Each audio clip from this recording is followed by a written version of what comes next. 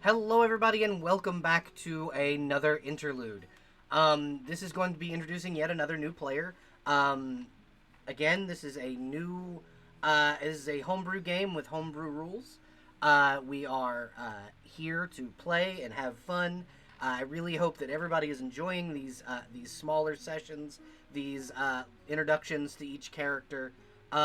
These are going to be not as prevalent coming up, but they will be pretty prevalent from like in general because Westmarch is that kind of game. Um, and I am super stoked for everybody to experience this world with me, and I hope y'all like the show. So, without further ado, we're gonna go over to my new player. Hello. Hello, How are you this evening? I am great. How are you? I'm doing all right. So, uh, I am going to go ahead and let you introduce yourself and your character to the viewing audience. I have, for the most part, kind of done the intro already because I do one right before we start. But yeah, if you want to introduce yourself and your character to the lovely audience, please. Hi and howdy. I am Fit.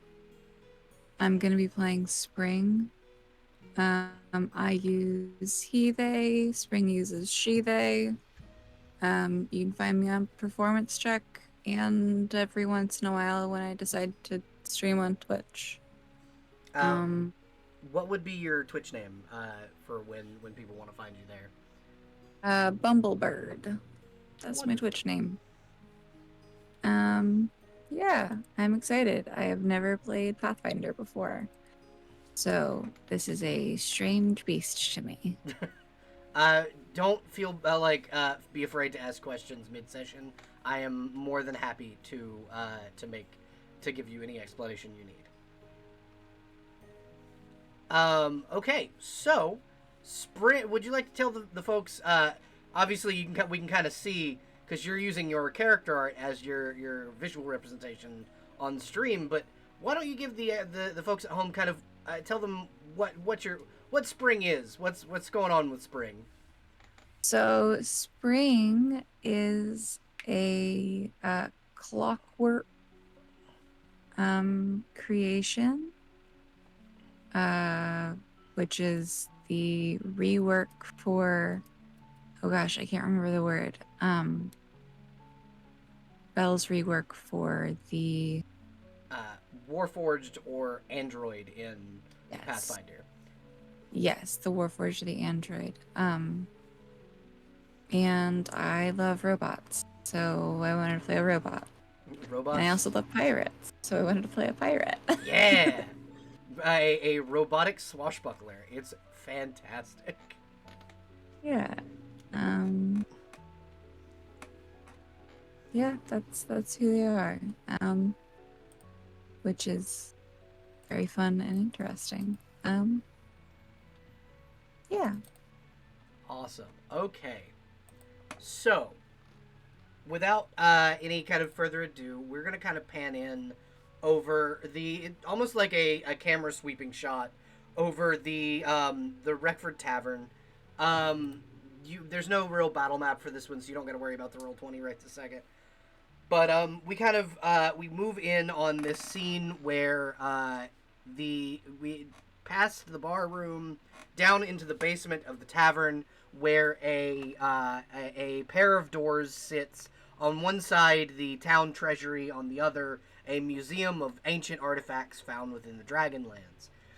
On one exhibit stands a set of ceremonial armor adorned over a magical robot who only recently, because this has kind of been your home for a while, only recently woke back up after having been inactive for, I think we had said 1,000 years.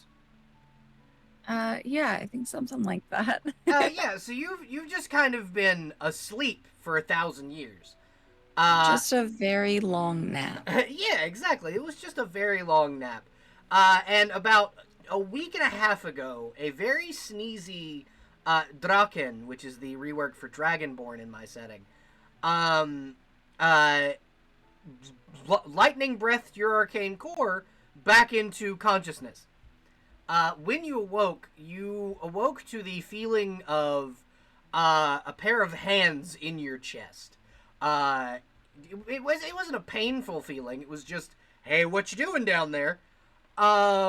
And a small gnome woman, a deep gnome named Leona Cravenhand, an arcanist from Reckford, had been doing maintenance on your arcane core, trying to activate it. And when you kind of look down at her, she has frazzled hair. We're gonna kind of play out that scene right after you've woken up. Um, what are you doing as you wake up, seeing this small gnome woman uh, kind of digging around in your chest? I think the immediate reaction is to not in like a getting ready to fight stance, but in a hey, get out of me way. Let's just like sweep their arm over and try and just knock her off Okay, of where so she's laying. if you want to open up your character sheet, there is a little category called CMB. It's your combat maneuvers. I want you to click that button for me. CMB. Okay, so against her 15 CMD, you're not able really to knock her out of it, but she will step back and go, "Oh goodness, you're awake." Um, okay, so stay calm. I'm going to close your chest plate. Uh, Why mhm. why are you in my chest? um, Wait, so you've been inactive. I was trying to help reactivate you. what do you mean inactive? Um, well, your arcane core had no arcane energy in it. Your soul was still there, but it was like you were in a coma.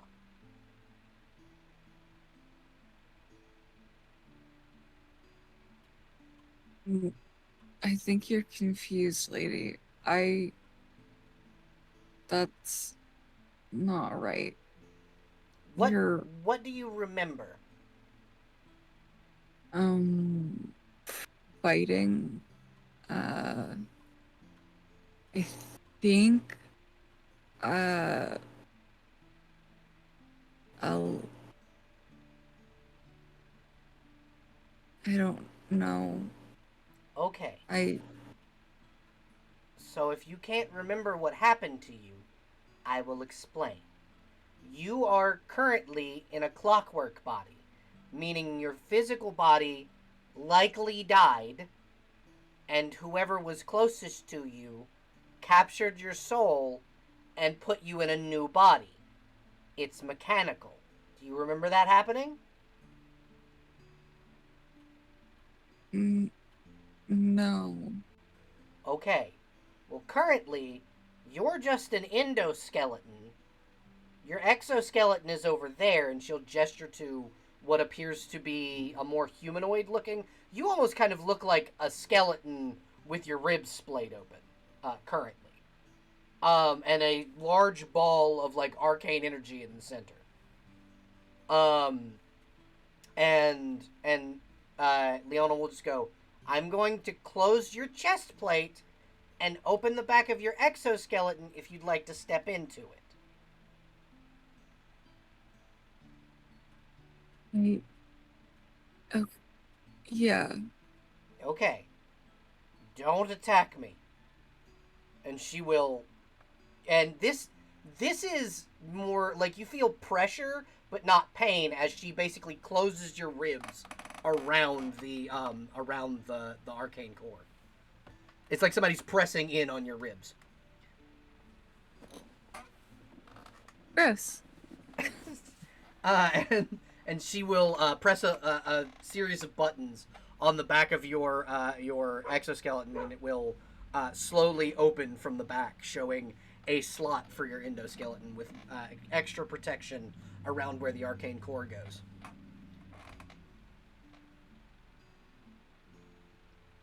I guess that Spring would kind of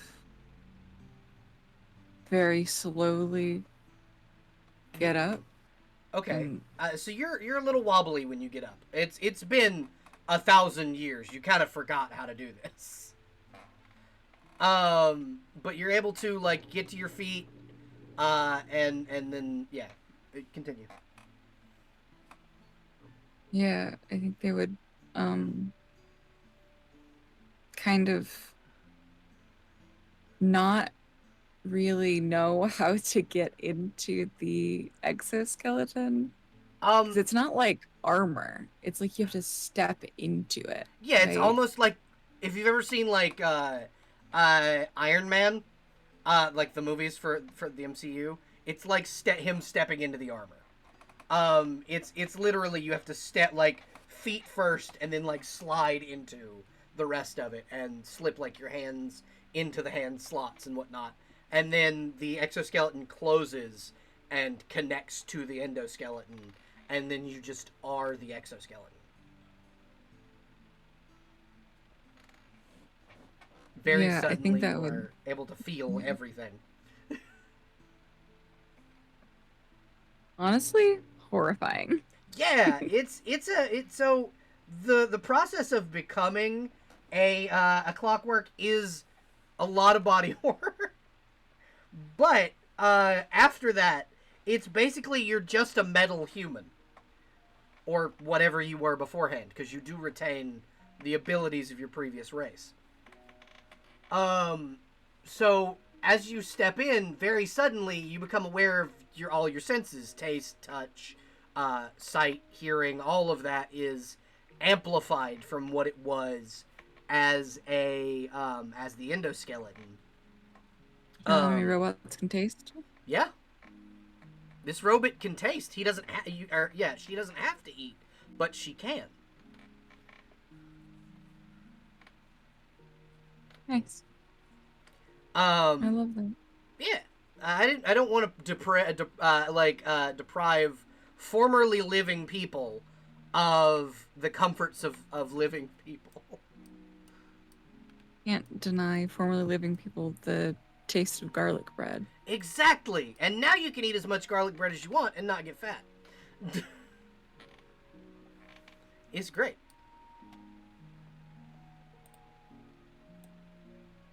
This is the Scott Pilgrim reference. I know. Yeah, I think that is kind of a rush. Um, just like suddenly not being able to feel and then being able to feel again. Oh yeah, no, it yeah. Uh, please tell me how you think uh, this is like this would affect your character. That's fantastic. I think if Spring could cry, they would. So, again, because the way Clockwork are designed, Spring can. Okay. Spring does, in fact, cry a little bit. Uh, Um, Leon will kind of come but over. in that like Mm-hmm. you're a stranger, I don't want to see you cry. I don't want you to see me cry Yeah. kind of way of like immediately starts wiping their face and being like, "Oh, wait, this isn't a malleable face. Like when I What? touch Yeah. my skin, it's It's not." metal. Yeah. Yeah. Which I think is almost worse. Leona will kind of come over and go. If you need time, I can. Me and my friend here, and she'll gesture to Frozen's character. Uh, I can. We can go upstairs and leave you to think, and I'll come back and check on you. Oh, where are we? We're in a place known as the Dragonlands. This is the basement of the tavern in Reckford. Reckford is a small settlement. Um, we are in. I found you in an ancient temple I was exploring, and we brought you back here. Um, if uh, if you need anything, I can go get it for you. We have water, we have food, we have. Um, I don't know what kinds of things you like to eat and drink, but upstairs, if you ask the bar lady, she's probably got it. What temple? Um, well, I only assume it was a temple. It was full of, mostly broken, uh, clockwork like yourself. It was in the it was west of here, or east of here rather. Uh, it's a place known as Weregild. Um, I found you underneath a fortified area that had a lot of religious symbolism inside of it. It had the world tree, and it had several of the holy symbols to the gods. So I don't know whose temple specifically it belonged to, if that makes sense. Okay. So, what year is it? So it would be the common year is 2452 PR, so post Rembrandt. For you, the year you died was 532 CY, which would be common year 532, which is exactly 1,000 years before this, or roughly I a think, thousand years. yeah, Spring would say, I. That's not possible. You're saying that we're 1,000 years in the future. That's not. Well, technically, time passed like normal. You were just asleep.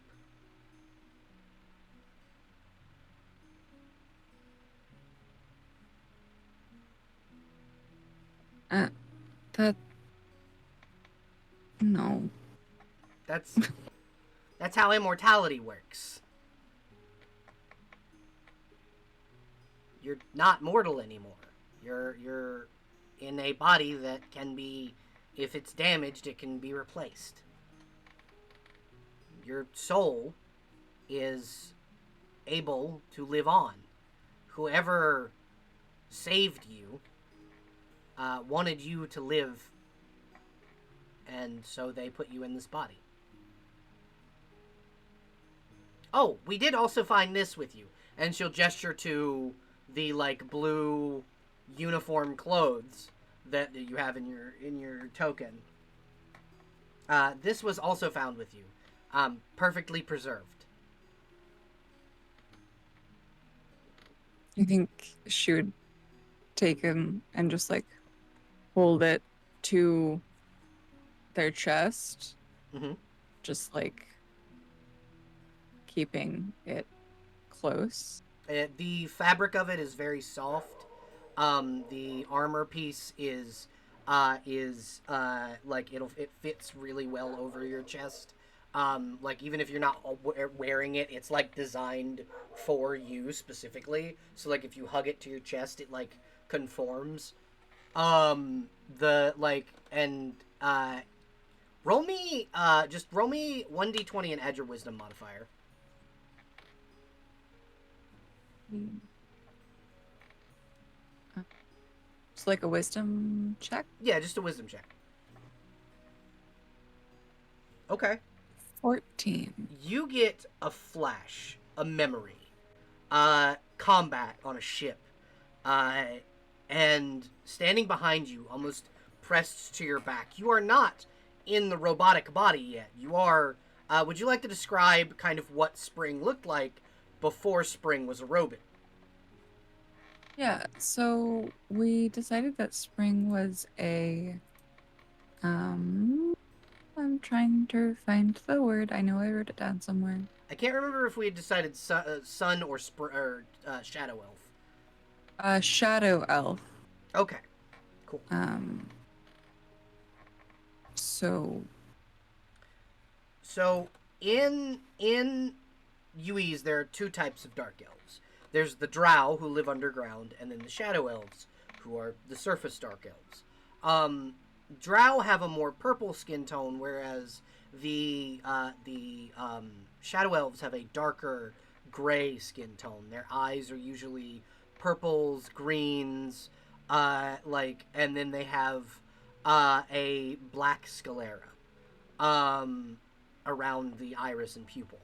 And typically, uh, these shadow elves are taller, like on the taller side, and specifically you, because you were, a ship captain, I do believe is what we had decided.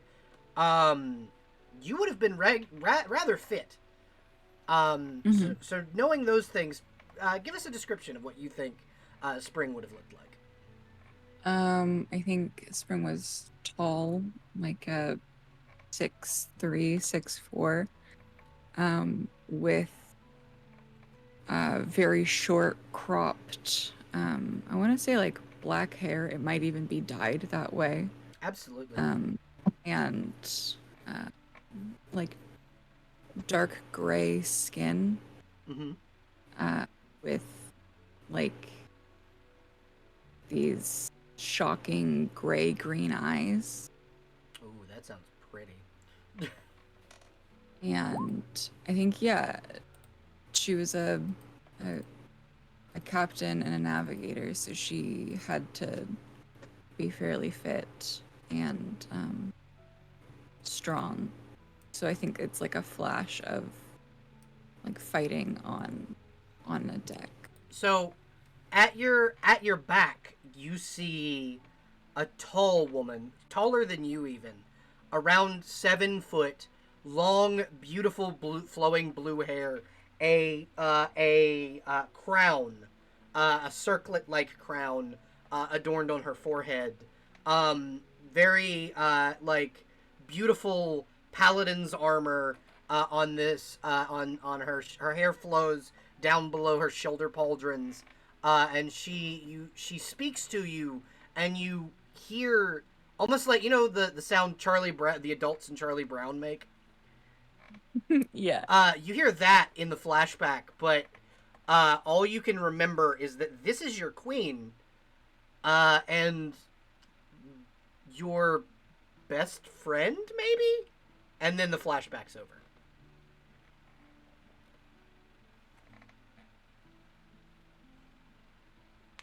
You can I roll me think, perception to see if you wanted to read her lips, see what she said. yeah, let's do that. Perception. I believe that's in your skills. Yes, yes, yeah, yeah. Yep. Oh, yeah, you Oh, absolutely do. Uh, what she said was, they will not have you.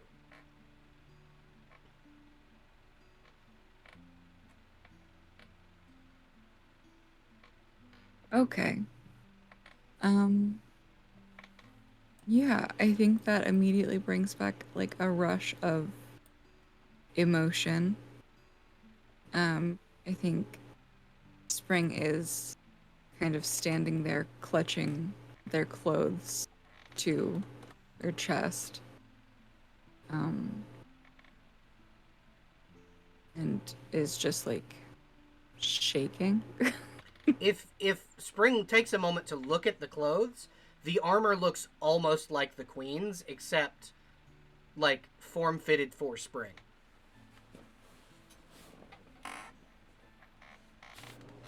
Huh. Like she I gave you mean, something to remember her by. uh, um, yeah. I mean, she's gonna put them on, but she's gonna first say like, "Can you turn around? Give me some decency here." You see her like hurry the Draken out of the room, and she will go, take your time, and shut the door.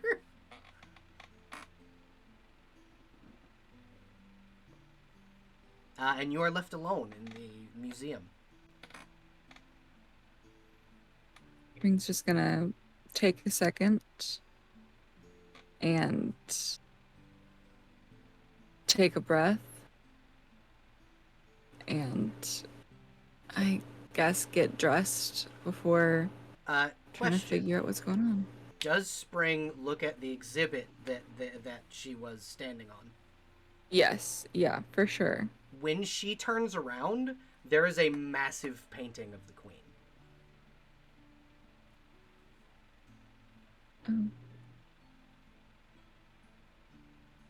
Oh. And there's a plaque that reads, "Found in Weregild Castle." The painting was, and then just where Spring was standing, found in Commonwealth Religious Temple, and then it has a little date as to the day you were found, and it was about 6 months ago. Interesting. I think Spring is going to kind of give a little nod to the queen before making her way out. Alrighty. As you kind of make your way through the museum, there are other exhibits of like things that have been found in the Dragonlands. A few of them are like magical items and such of that nature. And then you can kind of see a sign that says "Do not touch the artifacts," etc. But the door that kind of leads out, is the one that Leona and Sapphire left out of. And you can kind of make your way up the stairs into the tavern proper, where you see a bunch of patrons kind of hustling and bustling around, and the bartender will kind of look at you a little funny for a second and go, "Well, I don't see Clockwork much around here. How can I help you?"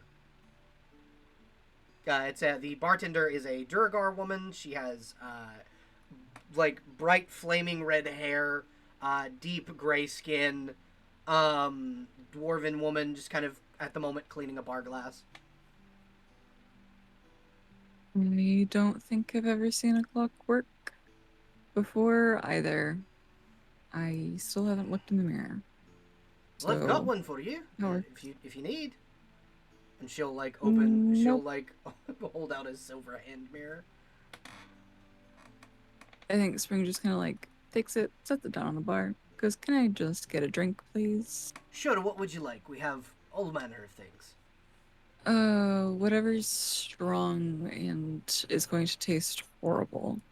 I can't guarantee horrible taste because nothing that I make is horrible tasting. But, and she'll put something down, a shot glass down on the bar. Open up a vial that has, it looks like an S, but almost a little squigglier on it, and she'll pour this like, it's not like super thick, but it's a little thicker, almost like milk consistency. Purple liquid into a glass, and then pour vodka in it and stir it, and then offer it to you. She goes, "That's the strongest drink we have." What's the purple bit? Purple worm poison. Okay. It's diluted. It won't kill you. It'll just knock you unconscious. Maybe. I don't know how it'll work with your systems. Yeah, Spring could take a sniff and then take a drink. It smells like blueberries. Oh, delicious. Roll me a fortitude save, and then add +5 to whatever the result is. Fortitude. So it'd be FORT, just fort on your sheet. Fort. Okay, so 16. So +5 is 21. Nice. So you get this down, and it tastes delicious. It's like a mix of like blueberries, raspberries, and grapes almost. As it like dances over your tongue, and it's smooth. And it tastes rather good. You feel a slight buzz to yourself. You're not drunk, but you're in that like middle ground of just buzzed enough to still be able to make decisions. That was good. I'm glad Good you on enjoyed you. it. I'm glad you enjoyed it. it takes me like 2 weeks to get the venom for that stuff. So I'm glad you enjoyed it. How much do I owe ya? It's on the house. You literally just woke up from a coma. Leona told me what's going on. Is it a coma if I'm now a robot? You know, personally, I think you.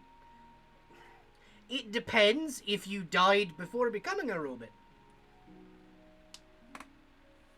I don't know. I don't know your circumstances, but Leona said coma, so I'd go with that. A little less Sad. Yeah, that's the word.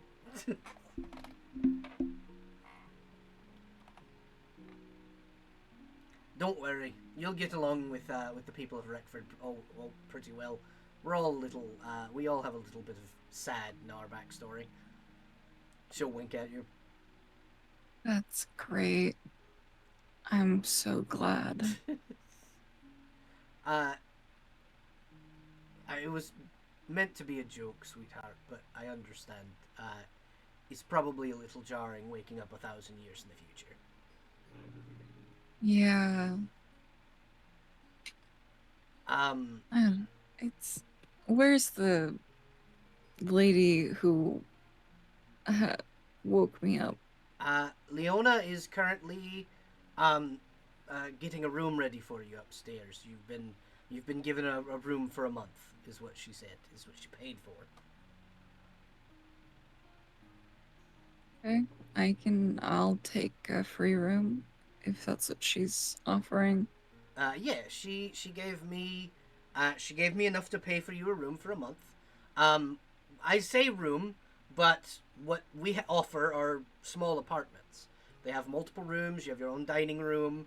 There's a dumbwaiter up there. You can ding it for food for room service, or you can have one of us bring it up. But you're more than welcome to eat down here in the bar room. We have running water. We have which from what I understand of your people, you can still, get in the water without short circuiting as long as you're in your exoskeletons. I should hope so. I that used to be my. I'm a good swimmer. I was a good swimmer. That's fantastic to hear. We need some good swimmers around here to get some fish out here. I've been trying to get these knuckle trout out of the river, but I can't seem to get them. The only time I've been able to get in there is get them in here is if I can get in the fucking water with them. So maybe I won't be out there alone.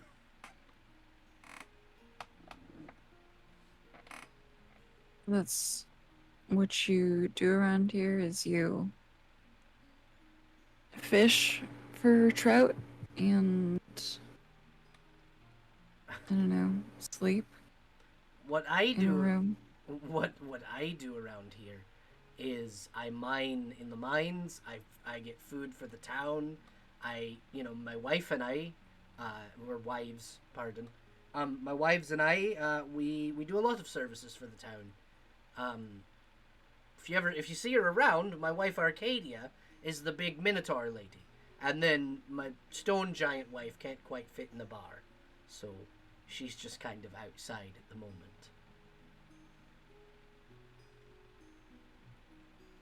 But most of the people in this town are adventurers. We go out, we fight monsters, we, you know, uh, talk to other civilized parties in the Dragonlands. At the moment, we're preparing for a war.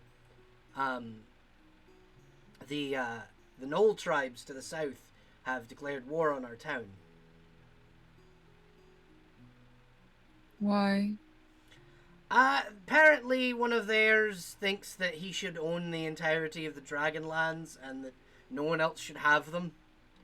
According to reports, he's also declared war on the troglodytes that live in our bronze mine and a few other interested parties. So we've got some delegates out to speak to the Durgar, the Drow, and the lizard folk at the moment.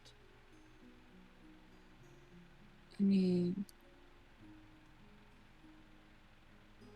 any shadow elves? Uh, Any so no, majority of the Shadow Elf population is on the mainland. They run Talos. Roll me a wisdom check when you hear the word Talos. elves? Not good. Okay. So you do get a flash. It's not very long. It's not as detailed as the last one you had, but you get a flash of a young boy. Uh, Maybe the queen's son. And he had always talked about starting a city named Talos. That was a thing that he would never shut up about. It's like burned Oh, into your memory almost. good for him. Yeah, the king there was a shadow elf for a very long time. King Is he um still alive? no, he passed a few years ago. Um like most shadow elves, he had a form of immortality where he could choose when it was his time to go, and now he stands over Talos protecting it as the new world tree. But what about the queen? His mom. Uh, His Queen Arintha died many years ago during the Gods' War.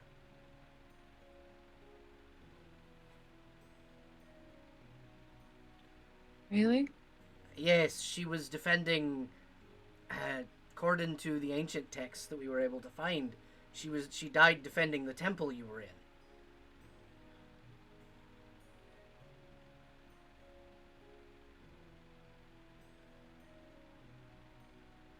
That's Apparently, King Rembrandt was already on a ship out of here by that time. I I don't know why she would have done that. That's silly of her. Why wouldn't she just get on the boat and go? You want to know my guess? I think she had something worth protecting in that temple. Well, I'd love to meet them. You know, I think one day you might.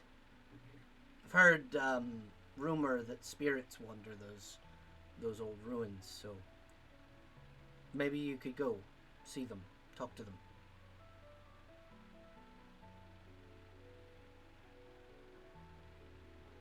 Yeah, that's the best plan that I could better plan that I could come up with actually. Thanks. No problem. You know, I used to be royalty myself, and it it's not. Sometimes it's your people that you fight and die to protect. Especially if you know the future, the seed of the future is already on its way out. You were royalty? Yeah, my sister framed me for murdering my older brother, and got me Royal exiled. problems. Yeah, yeah. She's currently the queen now in Emberhaven. She's a royal bitch. See, I got to laugh out of you that time. You want some food, dear? No, I think I think I don't know. I I don't I don't know what to do here. I Well, um, if you want to want some things to do, keep your mind off of it. Um, I could give you a job. honestly that'd be amazing. That'd be fantastic. Fantastic. I have heard rumor, and this is why I need it investigated, is that an old abandoned house that once belonged to a guard captain, uh, out Weregild wise, um, is currently infested with the undead. If I give you some weapons and some cash to buy some adventuring gear, think you could be willing to go take care of it for me? Empty the house out and I figure out what's in there. I would love nothing more than to kill something right now, actually. That sounds great. Fantastic. And she'll place a shield and an axe on the bar. Forged these myself. You know, not quite my style, but fantastic. What do you prefer? Uh, you know what? An axe and a shield might be the way I want to go. All right. I mean, I can give you better weapons. I am a smith. No, no, no, no, no. This is good. All right. Take Leona with you. She needs to get the fuck out of my bar. And she'll slide you a brass key for your apartment. Thick. Um, she takes it, pops it in her pocket, um, and gets, I guess, pointed in the right direction. Yeah, she's given a map and whatnot. And the key itself has the numbers 102 on it, indicating which apartment number you are. To go and get the gnome who is currently in your apartment. Unless you don't want to go get her, you can just do this dungeon by yourself. No, Spring would go get her. Okay. Spring would go to knock on the door and then just open the door. You see, she's like, making like, she's like reupholstering a chair, and she was like making things more like look more comfortable. And she just kind of turns around and goes, "Damn it, Vera! I told you not to let her." What are your pronouns, sweetie? It didn't. Your body shape didn't give me an indication of one way or the other. She, they. Wonderful. Although, Mm-hmm. I don't know. I'm I'm made of metal now, so I don't really know. Well, many clockwork, because there are quite a few that come from my home city, Machina. There are quite a few clockwork there, and they kind of it's up to them. They choose whatever they want. Their bodies are modular, so they can be whatever they want to be, whenever they want to be. It's kind of like the ultimate choice, is what they say anyway.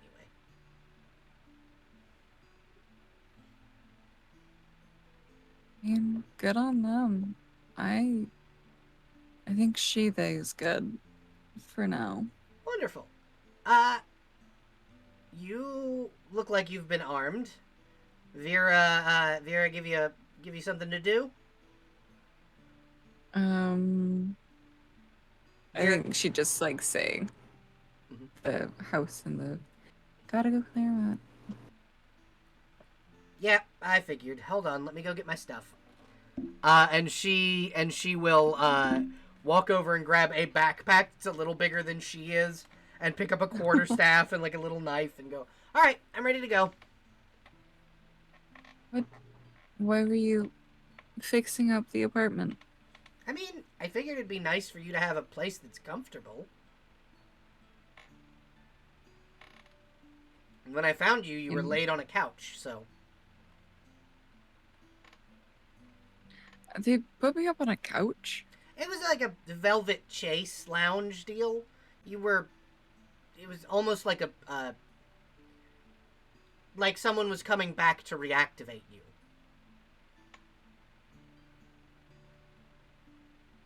Well,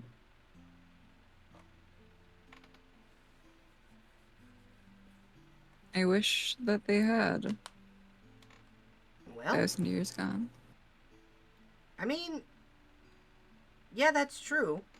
You'd still be here even if, the 1,000 years had passed and you'd have been awake. Don't know if they'd have been here, but you at least would have.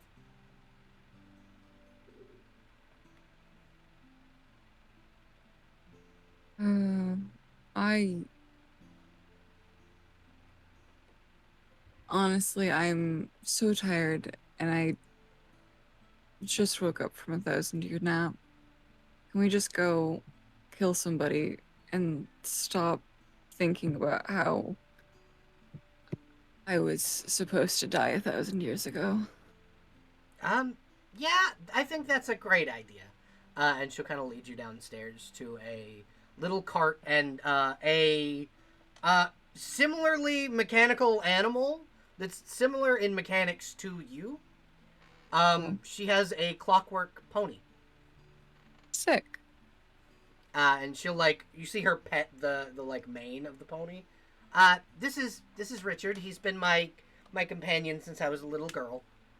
Um, but he'll pull us anywhere we need to go if you want to get in the cart. And behind the pony is a covered wagon. Did you make Richard? Well, I saved Richard. He was attacked by a griffin when I was like 11. No. So I helped him. Now he doesn't hurt anymore. So, Yeah, and if a griffin tries to attack him, he can breathe fire. a horse that can breathe fire. That's fun. Yeah. Um, have you ever had the purple drink in there? It's really good. You drank the purple worm? Uh-huh. And you see her pull out a vial of the poison. I've got some for the road.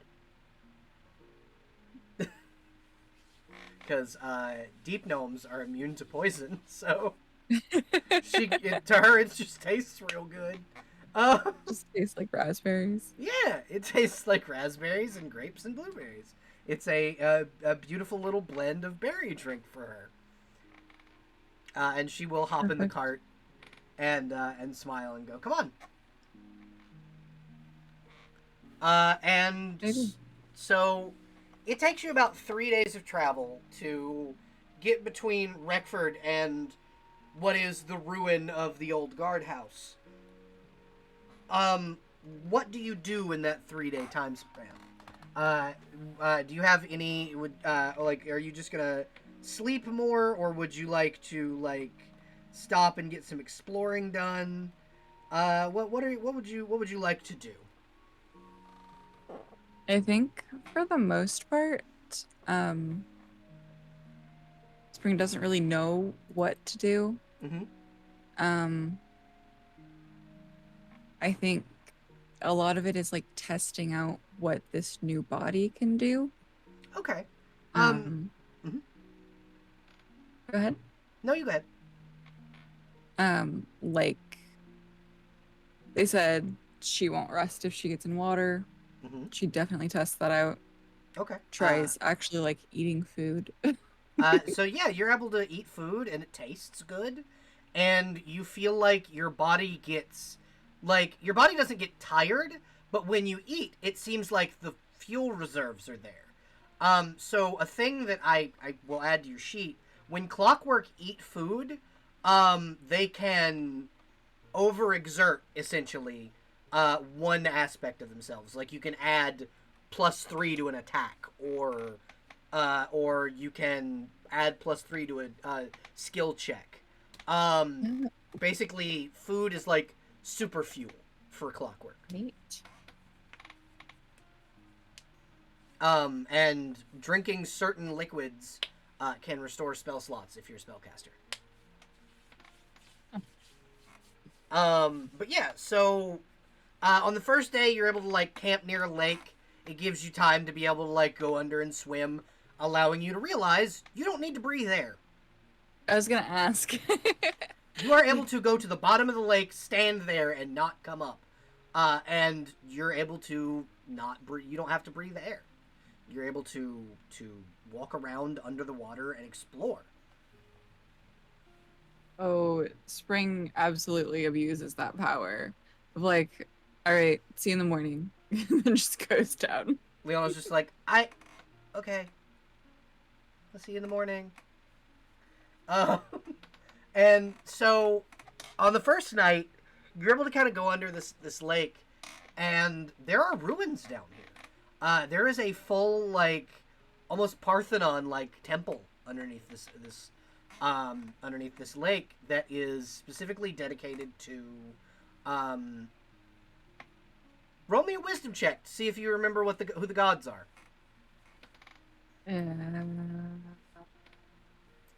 Wiz. Or actually, No. there's a thing for this. Roll knowledge religion. My bad. Knowledge religion. Knowledge religion.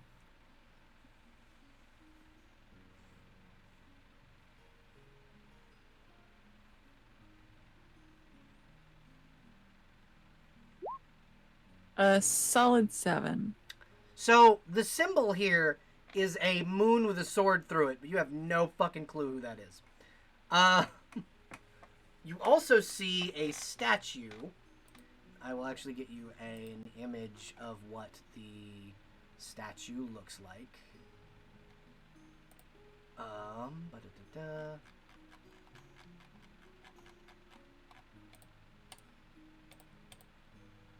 I'm just gonna throw it in your little area in the Discord. Oh.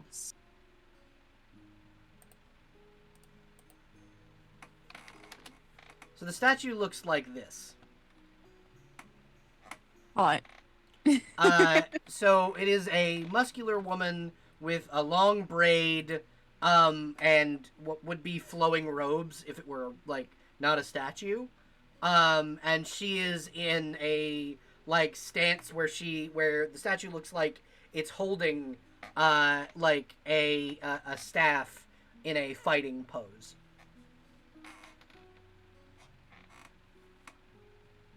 And exploring further, you're able to find like reliefs of this person, like stone reliefs of this person fighting giant monsters and things of that nature. And then also statues of her, like doing like with another like there's another godlike figure in the image, this second image that is with the first one, and they're standing hand in hand, almost like a marriage ceremony. And that would be this god, and I will send you another image. And if you would like, you can roll knowledge religion again to see if you know who this is. Oh yeah, absolutely. And then I have sent you the image when you get ready to look at it. Oh, that one is much better. That one is Ooh, a that is 21. Yeah, that's a natural 20. So very suddenly you realize who both of these people are. This is the goddess of war, lust, and passion, Tethala. That's the first one. And then the second one is the goddess of storms, bards, and travel. You used to pray to this god as to have good journeys at sea. This is Priscilla, the goddess of storms.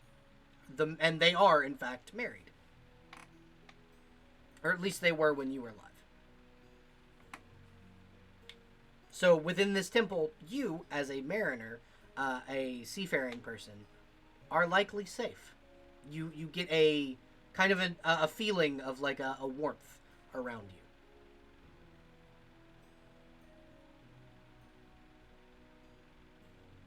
you. Nice. I think a Spring would legit like spend the night down there. Okay. There are rooms and things where Spring like that seem to be they were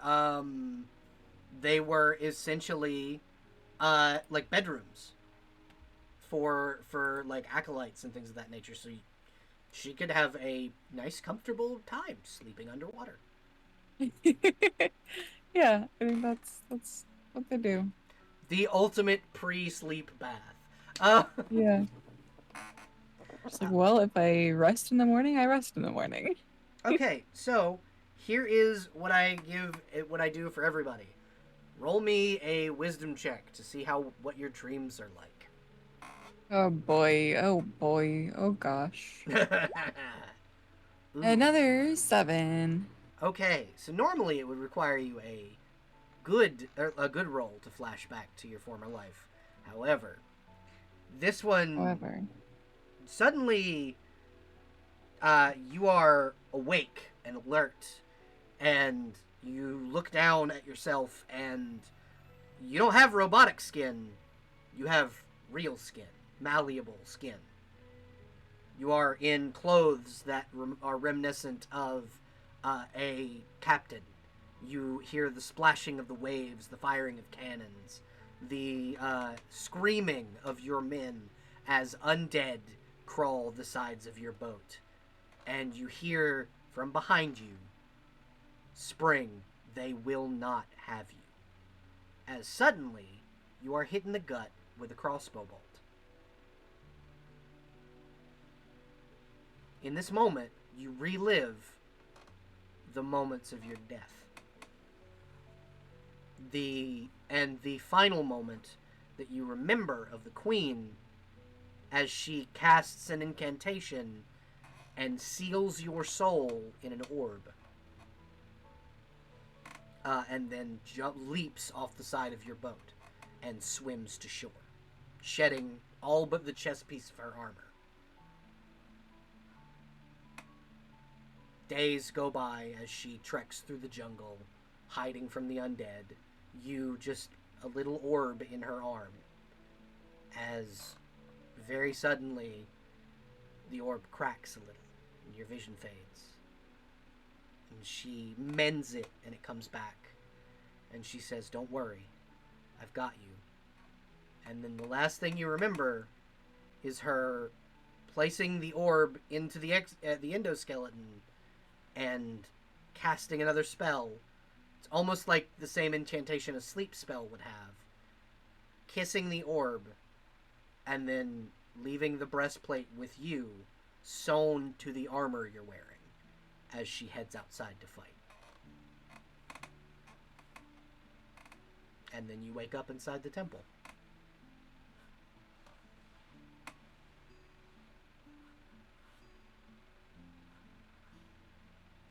What do you do?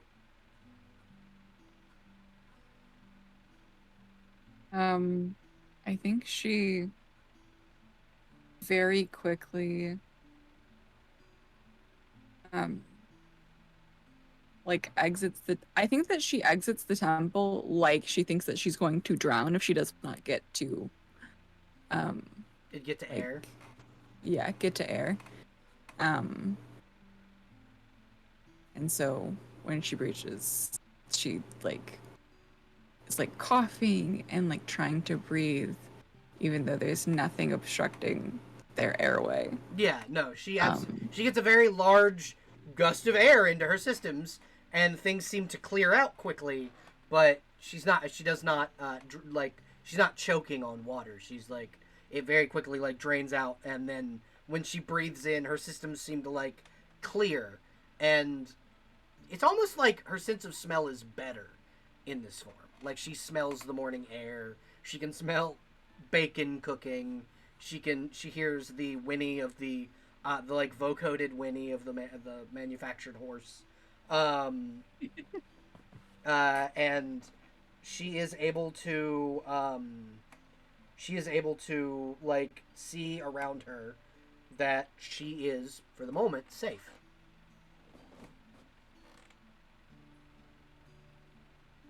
um I think they just made You cut out. to the like where the bacon is cooking where She would see just across the way. She would that Leona is has got a like she's made a handmade grill out of like some chicken wire and some sticks, and she's got yeah. pans over an open fire, and she's cooking eggs and bacon. She's got a pot full of white rice and some grits, just some basic food stuff that she brought with her.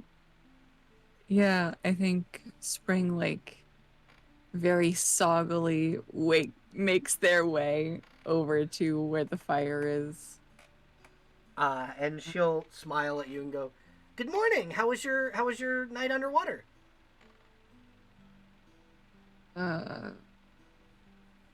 great. Very cool down there. What'd you find? Bad dreams. Oh, I'm sorry to hear that. There's some ruins down there. Well, not ruins. There's a temple down there. Oh. It's neat. You should check it out. I will have some of our merfolk that live in Reckford go down and check it out. Maybe we can find some cool artifacts down there. Yeah, maybe. You hungry?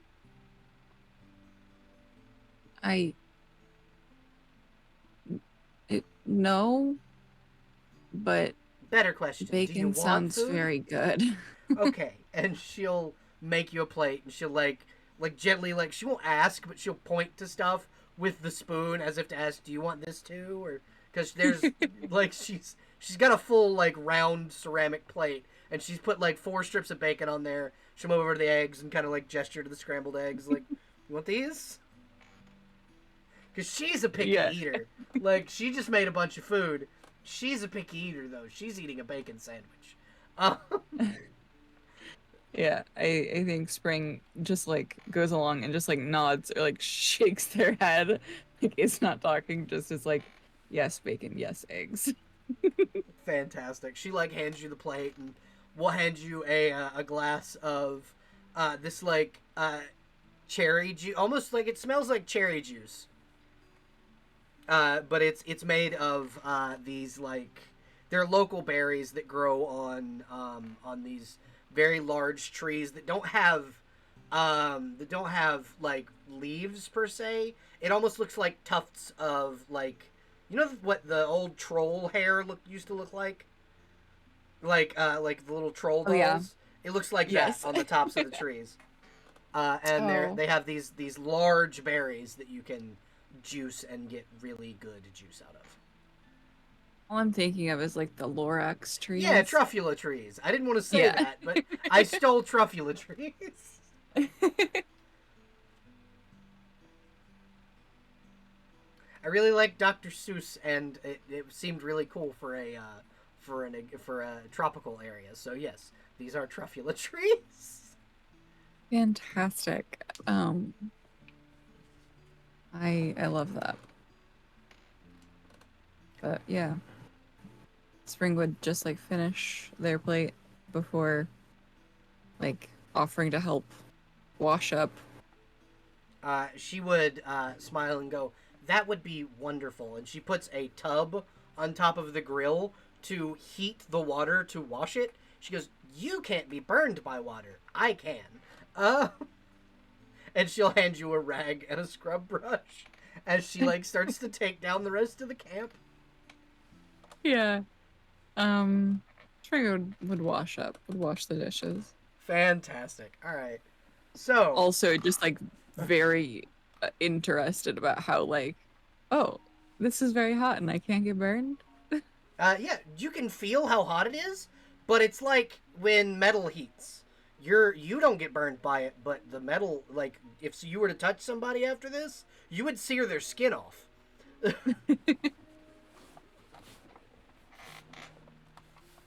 You do get damaged by intense heat, like dragon fire, or magical, a fireball will still hurt you.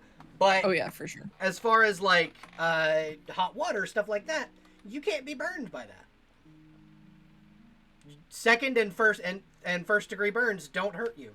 Third degree burns, on the other hand. Yeah, no skin.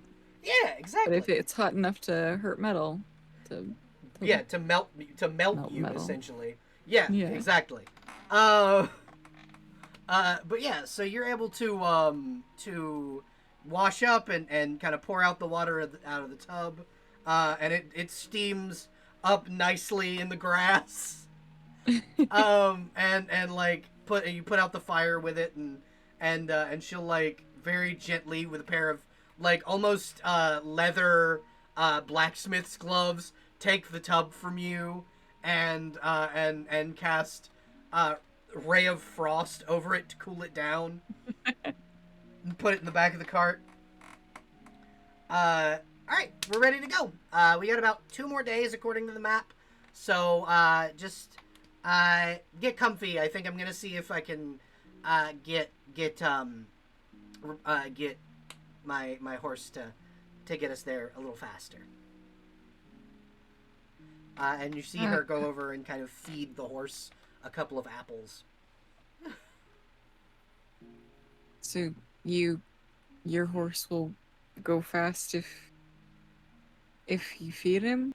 Is that Yeah. So, and you see like, almost immediately, like the horse gets a little like the horse's legs get a little straighter, and it's like it's you can see kind of inside the horse. She's made it where part of it is made of glass, so she can very easily see if something breaks. It's made of a crystal, and you can see that its systems are working harder and faster and seem to be stronger after the first apple, and then even more so after the second. Yeah, he seems to get stronger when I feed him. uh, okay? Uh, Neat. So if you didn't make him, who did? Oh, so my dad is one of the high machinists in Machina. Um, Machina is a city where my people are from. It's us gnomes and goblins also live there, and we make machines. That's hence the name of the city. Um, and so my dad made him for me. He helped. I did the magic part. He did the machine part. Huh, that sounds nice. Yeah, my mom's a clockwork too. He helped. He saved her. And did she? Did they like like they knew each other before she was a clockwork, right? Yeah, yeah. She didn't like wake up and was a clockwork. She. Yeah, no. See, your situation is strange. Most clockwork remember their old life. Then again, most clockwork choose to become clockwork. Doesn't seem like you had a choice. My mom was very sick, so my dad asked her if he wanted us to do it, and she agreed. And then I put her soul into an arcane core, and my dad built her a body that looked almost identical to her old one, and so she now has just a new body. Neat. We'll get I'm we'll get your memories happy. back. We'll get you your memories back. I That'd be nice. Although I don't really I don't know if I want to remember. Well, why not? The bad dreams? Mm-hmm. Oh, are you already getting them back? I hope not, I see. because that'd be a bad way for someone to die for me. Well, if you said die for you, did did someone die for you? I hope not. I, Well, I am a researcher. It's what my job is in Reckford. If you tell me who it was, I can research how they died. the queen of the the Where guild? the shadow elves of Yeah. So the Queen of Guild. I, from what I researched, what I found, um, we believe she died outside of the temple because we found her sword. We didn't find a body. Normally, in the Dragonlands, as weird as it sounds, most bodies don't decay here. We've found 1,000-year-old corpses that look like they died yesterday. Oh. But we did not find her body. So, there is a possibility that she's not dead.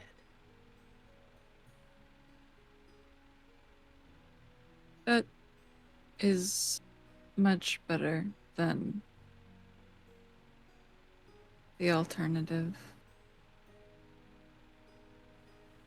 What the other thing that I will tell you is that we have found other constructs similar, not to you.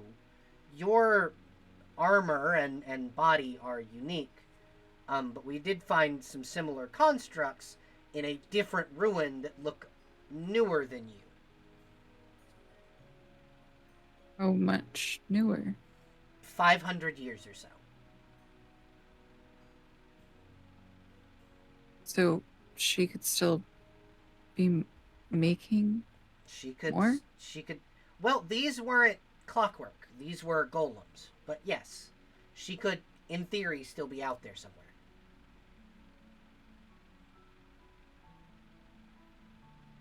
From what we saw, there were relatively recent tracks around the place, but we assumed that they were, that it was a, undead or something, because they're prevalent in this area. But it was a lone undead, which would have been weird. So I didn't know what it was. But it looked like boot prints, as far as I know. We should, after this job, track that. Absolutely. If you want to do that, we can make that a thing. I can even post a notice on the board in Reckford and see if other adventurers will help you, because we've got some damn good trackers. Sparrow is the post lady. She is probably the best tracker I know. Yeah, let's do that. Fantastic. And she'll kind of get in the cart and ready with the reins and go, hop on in and hold on. It's going to be a bit of a bumpy ride. She does. All right. Make a reflex save as the cart zooms forward. Like you see steam coming off of the hooves of this horse.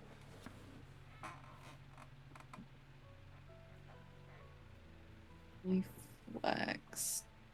Should be right up by fortitude. There we go. 14. Yeah, you're able to hold on, and it takes less than a day to get there. What was 2 days of travel? You get there about noon. It was like 6 in the morning when you came up out of the temple. You get there about noon, and you see this old, beaten, weathered guardhouse. And another flash comes back into your mind. And it is a small memory of you helping build this house. This wasn't a guardhouse. This was the Queen's vacation residence.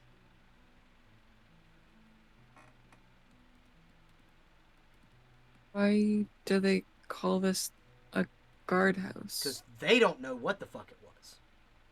They assume it's a guardhouse because inside they found armor and weapons, and because that's how the Queen was. She was a paladin. She was a fighter. That's who she was.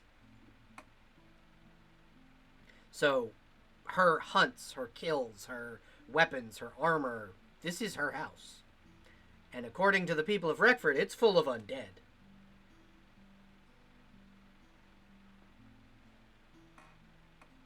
This isn't for guards. This is for the Queen. This... You see her kind of look at you and go, there's armor and weapons in here. Don't all queens have armor and weapons?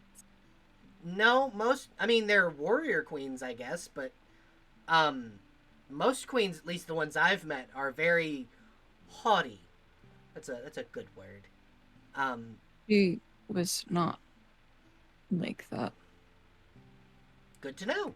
Uh, would you like to go cleanse her home? Absolutely, I would. What emotions is Spring feeling in this moment? Shock, awe, and horror. Wow. All right.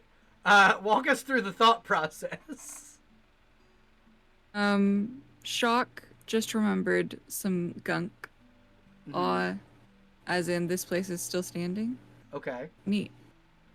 Horror, as in, um, these things shouldn't be in this house. Only the queen should be in this house. Why are these things in her house? I gotta go get them. Okay. So you enter the door and you smell fire crackling from inside the house. These things are like living here. Like they're not just roaming the halls. They're using this place that was meant for your queen.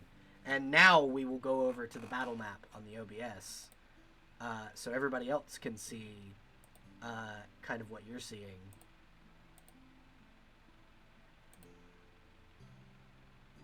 Let me see which one we're getting. Okay, so I gotta change the window on the OBS. That one. All right, cool. But yeah, so you are inside the home of the summer home of the queen, and the first thing you see when entering the home is a room that is it's old looking. There's dust places, but there's definitely like tracks of boots that have walked toward where you know to be the fireplace. Over to the right. Um, yeah. So, what are these things that they were kind of told?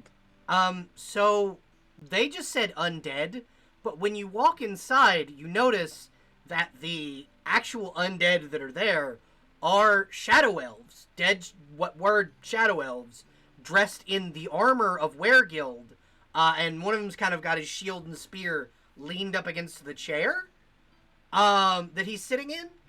And this was a former guard. When your city was invaded, you get a brief flashback of these monsters, kind of like almost vine-looking things, coming in, killing your guards, and reanimating them. So they are Undead um shadow elves. they were used to attack Mm-hmm. the city. Yes, they were. And everywhere else, your queen ruled.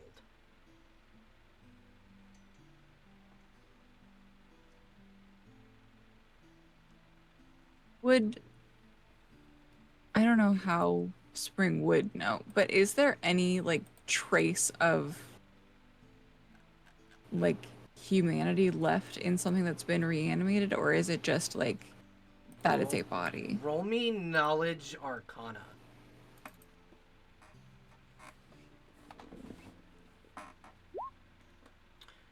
Not horrible. So on a 15, 15. you would know that when first reanimated, there's a trace, but you're not sure about 1,000 years of being a walking corpse. But you can try and talk to him.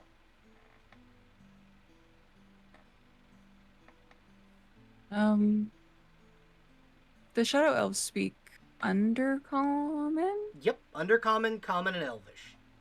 Yeah. I think um Spring would like put an arm out to as like telling Oh gosh, her name. I remember it and then I forget it immediately as soon as Leona. soon, Leona would gesture for Leona to like give them a second She'll before saying like, "Oh, go ahead." she'll nod and raise an eyebrow and kind of step back because she's not a fighter. She's a wizard. Like all she does is research this shit. Hmm. So she's letting you do your thing. What were you gonna say? Spring would say in Undercommon, Uh, "What are you are you gonna move up doing?" to do that? Yes, yes, yeah. Okay. Move up to about here. Okay. As soon as you speak, you see him shift back this way and kind of look at you and go.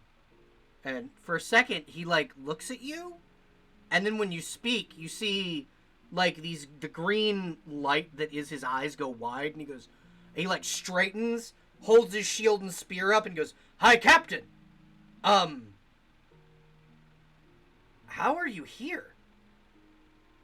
And he's saying this How back are to you in you Undercommon. here? Um, after decades of being walking corpses, we were able to regain bits of our sentience.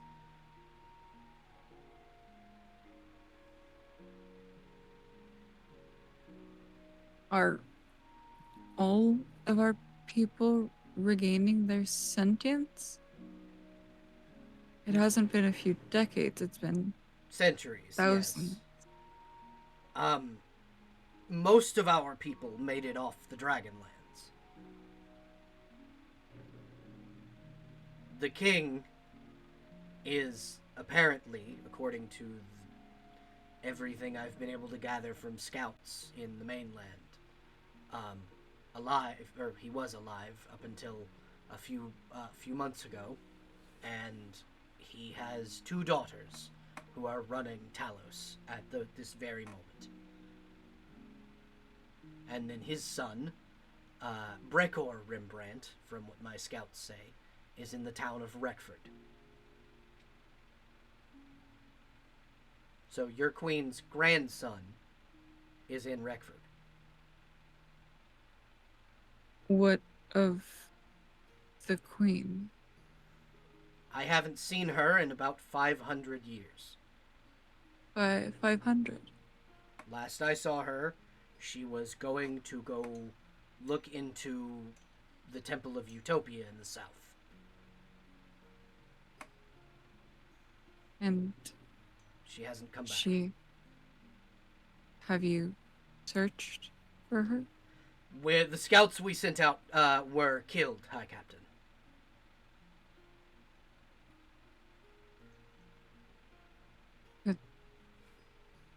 What was she investigating at the Temple of Utopia?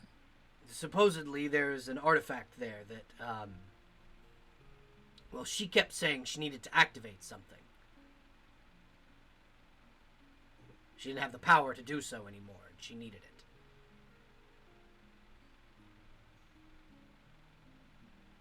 Um,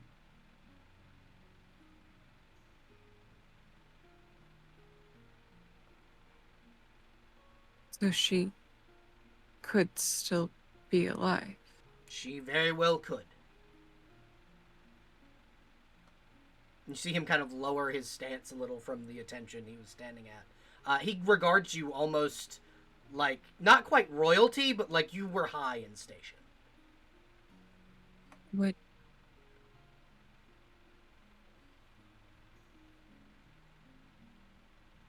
Mm-hmm. How? You let her go alone? You allowed her to leave alone? Um, High Captain, when she says to stay, I don't have much of a choice. And he'll kind of gesture down to his body and he goes, have you ever heard of the spell Command Undead?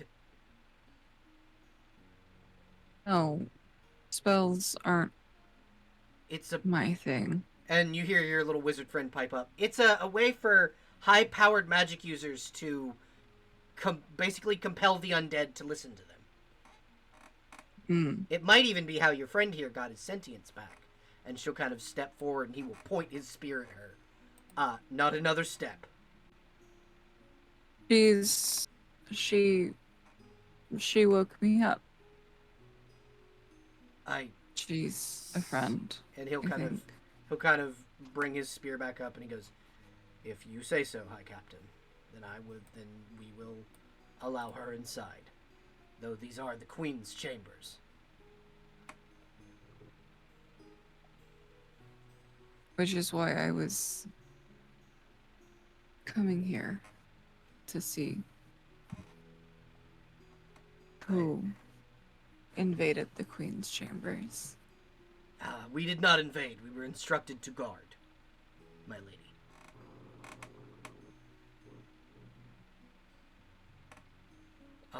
So you've been guarding for 500 years? Yes, ma'am.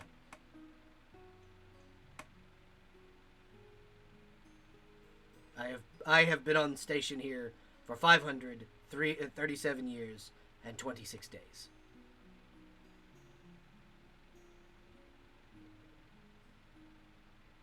Do you want to stay here? I would very much like to wish to see the Queen return. Good. And I am sure the others would say the same.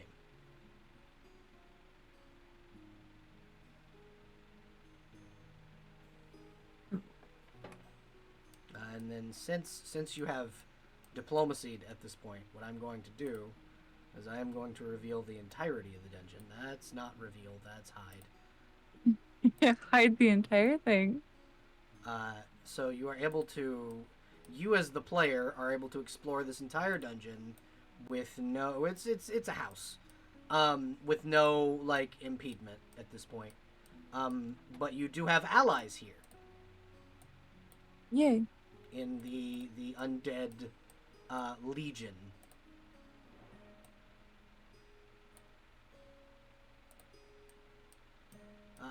There are 5 guards that are waiting here for the Queen to return.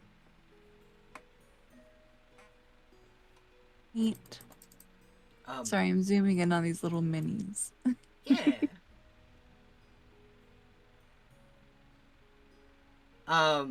And he kind of goes, Guard Captain Lavinius is this way if you'd like to follow me. They will. And then the little gnome will kind of follow behind you, and he will lead you up this way.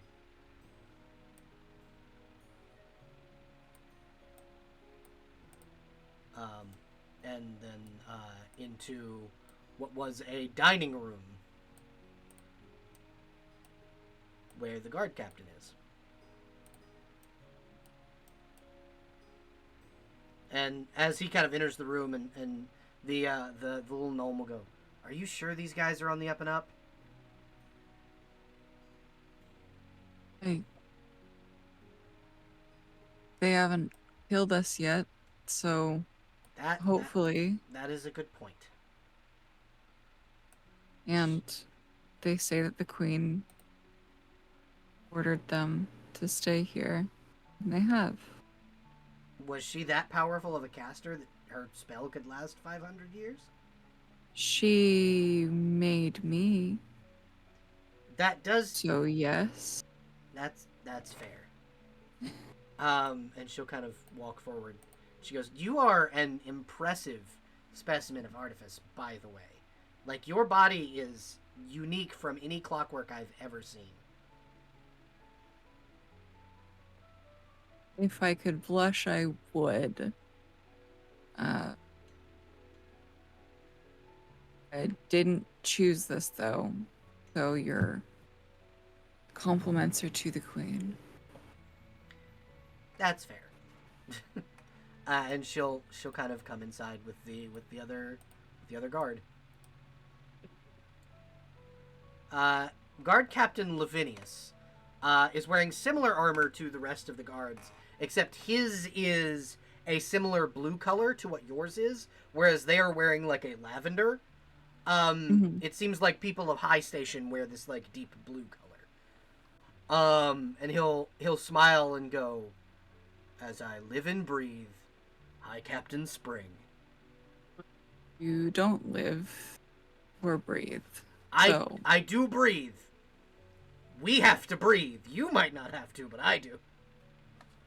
I am mostly still," and he'll like gesture to just under his armor, and you see that his skin is still there, gaunt to his bones, but it's still there. Like this guy looks very like where the others are more skeletal.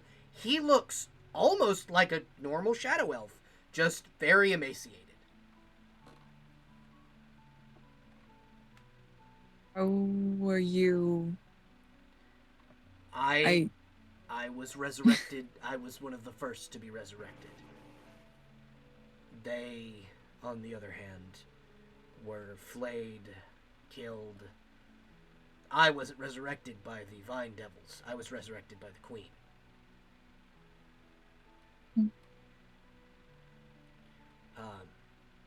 I am not undead. then are you are you are you okay? I'm just no. I am cursed with what is known as the Living Blight. It is there's a creature, a vine beast. It took both our kingdom and the kingdom of Palutia, and it has blighted me. My sister was the high priestess of the kingdom of Palutia, if you'll remember.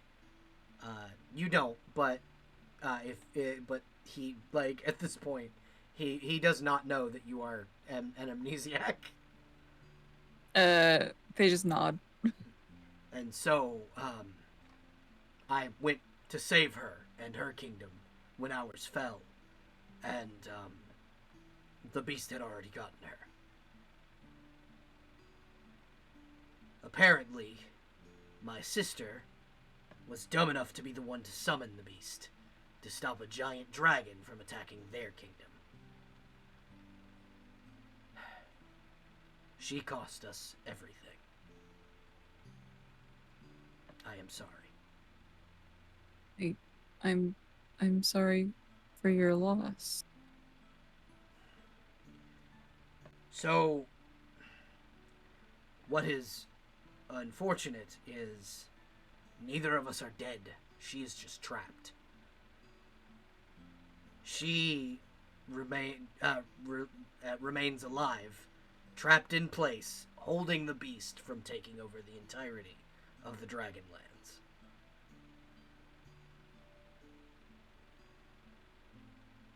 You see, Leona is writing this down. Like she's got a Mm, little notebook taking notes. Leona, Yes, you know magic. I do. Any idea on how to kill a vine beast? Vine devil? Vine Fire. demon? Fire. A lot of fire. Um, there's a minotaur in town. Her name's Arcadia. She has a hammer that can secrete acid and light on fire. It was recently blessed by a giant dragon. Hey, She might be able to help us.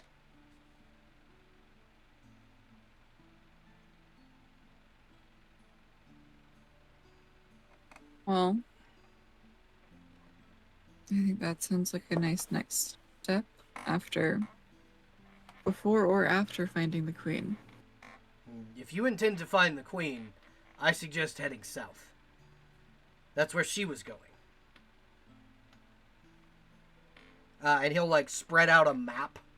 And it's an old map. So if you look at the in the Discord, there's a file that says "Big Bitch." That is the map he spreads out.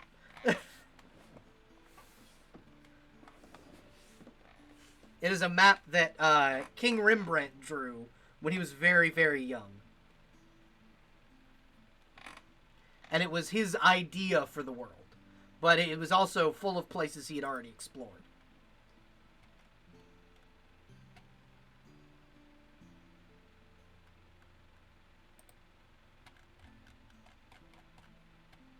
Mm-hmm. And he will. Um. Mm-hmm. You go ahead. Oh. No. She was just gonna like double check and make sure everything is still the same. So from what you can tell, the only differences is that like all of the actual kingdoms within the two continents that make up the Dragonlands, which are the very bottom, all of that's ruins now. Like you've passed Mhm. a lot of these places, and they are crumbled to nothing but stone and rubble. And then Reckford sits in like the top corner of I believe Etheria is the continent, is what I named that continent. One second, let me grab the map. Yeah.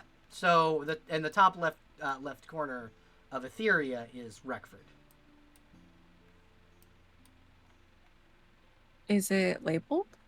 Reckford is on the small bitch map, because the current day map is small bitch, and then the map of the old world is big bitch. Okay. Small bitch and big bitch. Yeah. So Okay. and you'll notice that on the smaller bitch map, the only thing that's labeled is the Temple of Utopia over in Helios, and then Reckford. Okay. Neat. Because this is the current day map.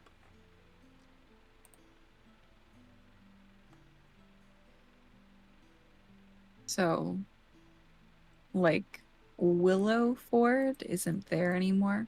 Yep. None of those places are there anymore. Okay. Just fully wiped off the map. Yeah, they're mostly like rubble and ruins, and all of that is the kingdoms that once were there no longer exist.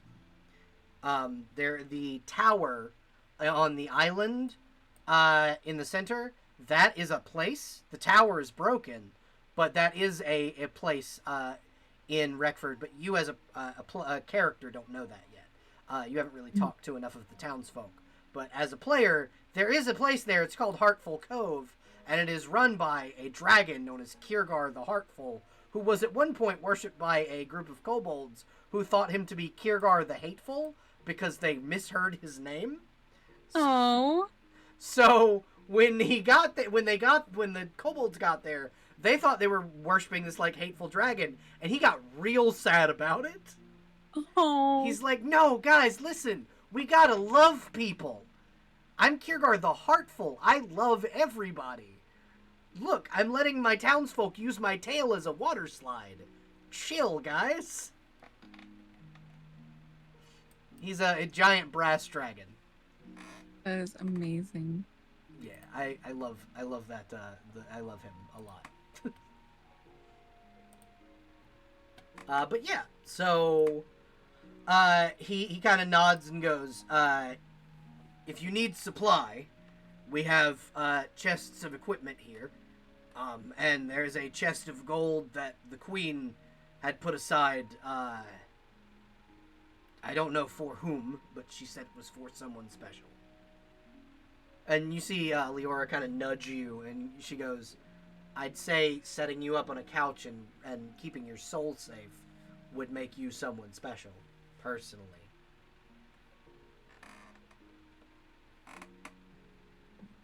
Maybe, but I I don't remember much. And you see the captain kind of nod and go, "Well, if it's any consolation from me,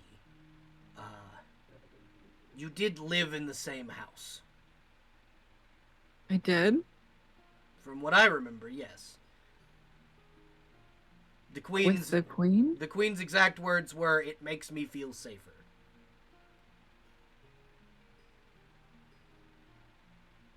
Huh.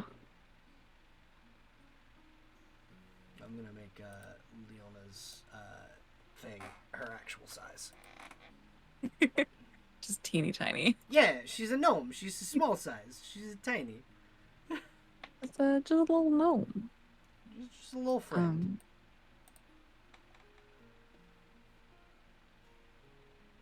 Is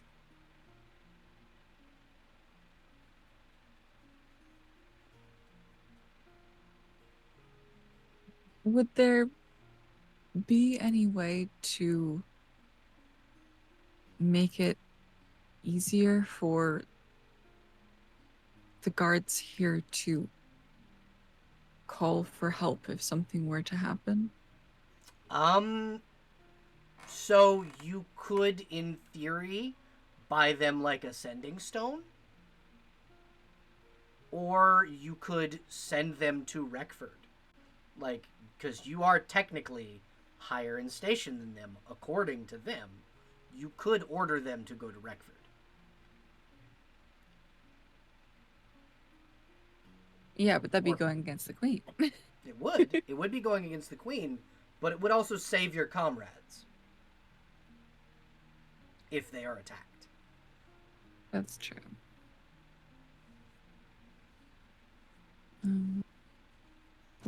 Leona, Yes. Yeah. How can I help you? do you, by chance, know where we could get a sending stone? See her think for a second, furrow her brows, drop her giant backpack, turn it toward her, open the top of it, and start rummaging through. You want just one, or do you want two? A way to communicate with each other. To communicate. You see her pull out just two regular ass rocks and set them down and, like, rub her hands together real quick and go, "I need 20 minutes." And she starts, like, pouring magic into these rocks. And about 20 minutes later, you have two very bright green crystals. And she hands you one, and she goes, "Who's this one for?" Guard captain. And she tosses it to him, and he catches it and goes, "What?" And as he speaks, like, when he's grabbed it, the other one, like, reverbs his voice because they're too close. It's like a pair of walkie-talkies when you use them and they're too close. Yeah. Ah! And he, like, drops it on the table. She goes, "Easy with that. It's very breakable." Don't break it. Call for help if you need it, or if you want to say hi. I don't remember much, so I won't be able to talk about That's good old understandable. days. Most of what I remember most of what most of the people here remember is how they died. So, like, trust me, Oh, there's not a lot of... we're in the same boat then. Yeah, the rest of the guard are literally just, all they remember is their deaths. I'm the only one here that remembers 1,000 years ago. So, and my memory's starting to go, because, I'm old.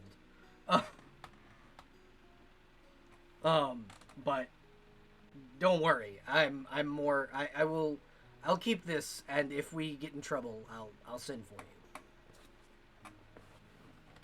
Thank you. Please do. Thank you, High Captain. It is really good to see you. Why do you call me High Captain? Well, you were the High Captain of the good ship Merryweather, the Queen's personal ship, and the High Captain of the Guard. Really? Yes. You were the Queen's right hand, and from what I remember, her best friend.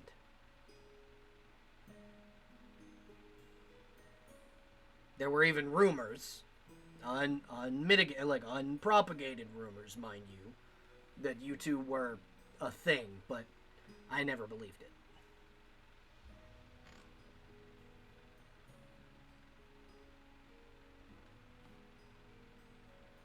I wish I could remember. Well, if you see the queen, you can ask her yourself. I'm almost positive How she's alive. awkward is that? I mean, I likely when you see her, because I'm assuming she built your armor there. Um, oh, right, that was what I was supposed to do. And you see him kind of walk over walk past you and out of this room and kind of into this one, and you hear him rummaging through for a moment, and then he comes back, and he's got a pair of what they look similar to the like armor of your exoskeleton, and they're ears, elf ears. She said she didn't have time to attach these. She was kind of busy fighting vine devils at the time. Would you like me to? I'm not good with this kind of stuff. And you see Leona go, I'll do it. I'm excellent with this stuff. Please do. And she'll like pull out a chair for you and go, sit, I got this. And she'll take the ears and like look them over and go, oh, these are amazing. Oh, they're okay. So there's mint, and she's like examining them and talking to herself. And she snaps out of it and goes, right. I have to put these on your head. And she like takes your hood down, and we'll go. Okay, so I'm gonna put you back to sleep, but I'll wake you right back up. You have to put me to sleep?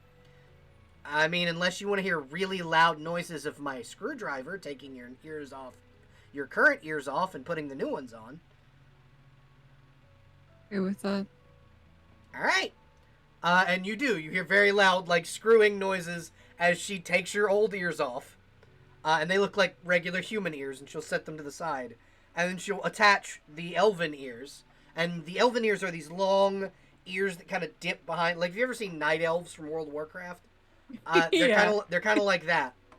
And these give you advantage on or not advantage. They give you +5 on perception checks. Oh, dang.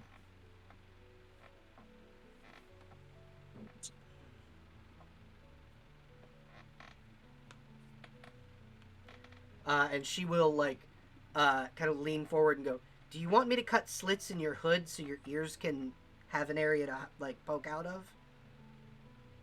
Oh, that would be fantastic. So she goes to put your hood up, and you notice it already has them, because this hood was with your stuff, and these ears were designed for you.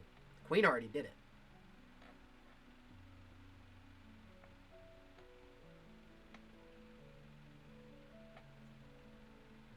Well, I'll be. They're already there. Huh.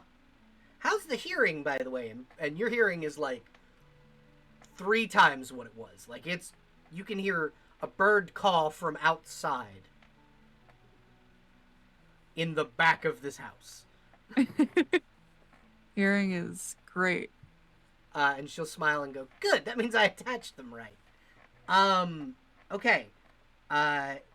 Do you want to head back to Reckford, or do you want to rest here tonight? I would like to rest here.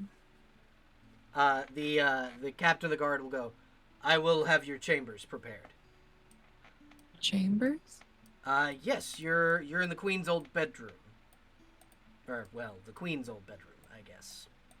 Even though there were articles of your clothing found there. And he'll kind of lead you this way.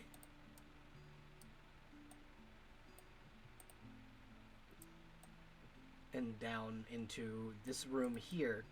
I didn't have time to put beds in here, but I would have. But this room in here is a bedroom, and on there's an armoire. It's supposed to be an armoire sitting like right here, with a brass key on it. And the guard goes, we did not investigate the room. We saw that it was the queen's and did not really, didn't really mess with anything inside. If you'd like to investigate, you absolutely can. But we will leave you to your rest. Would you like the gnome to be with you, or shall we show her to the couch in the front room? The couch in the front room. As you wish.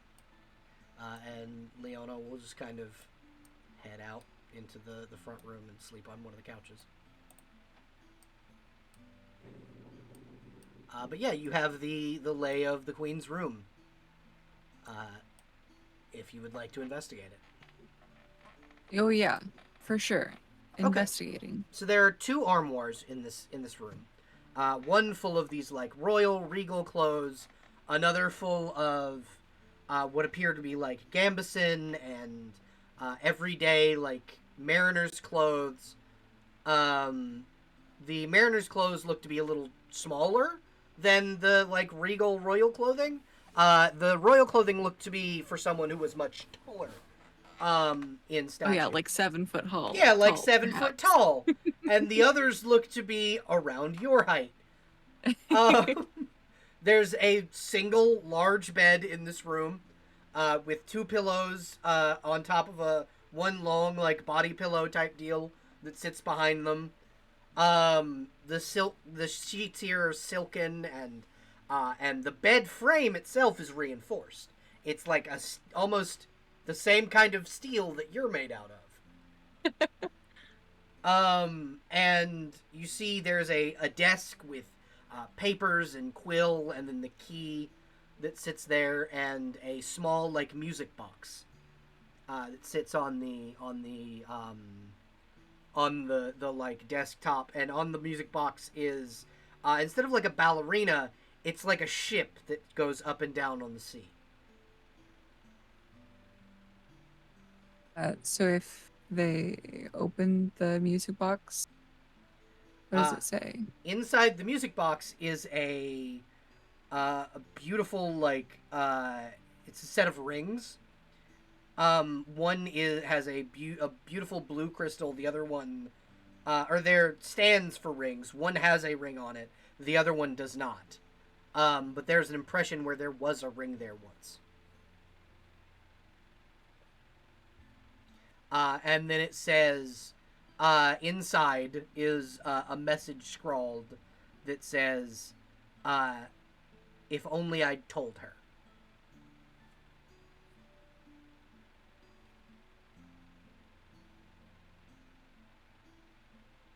In what you, at this point, recognize to be the Queen's handwriting, kind of looking over the notes on the desk. Most of them are like war plans, things of that nature.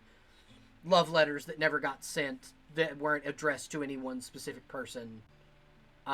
Stuff like that.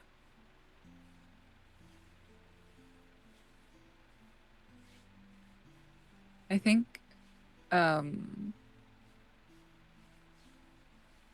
Spring takes like an obscene amount of time like reading every single thing on the desk. Even if it's not important, even if it's like, oh, this was sent this day. Yeah. Spring is like, okay. So Spring eventually finds a letter. And it's not quite finished, but basically it is a confession to someone that the Queen had been in love with them for years. And that should anything ever happen to that person, the Queen would die to get them back, if necessary.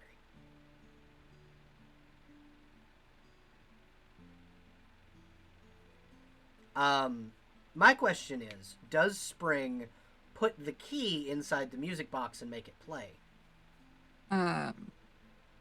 Yeah, does the key fit inside the music box? That is what it's for. Yeah, it's to wind absolutely. Roll me a will save. I will do that for you. Fantastic. Is will like... So it should be right next to fortitude and... Okay. Okay, so not quite enough to not be immediately sent back into a memory. Fun! So Cute and this quirky. this this memory is actually very pleasant. You're sitting on the wall of Weregild.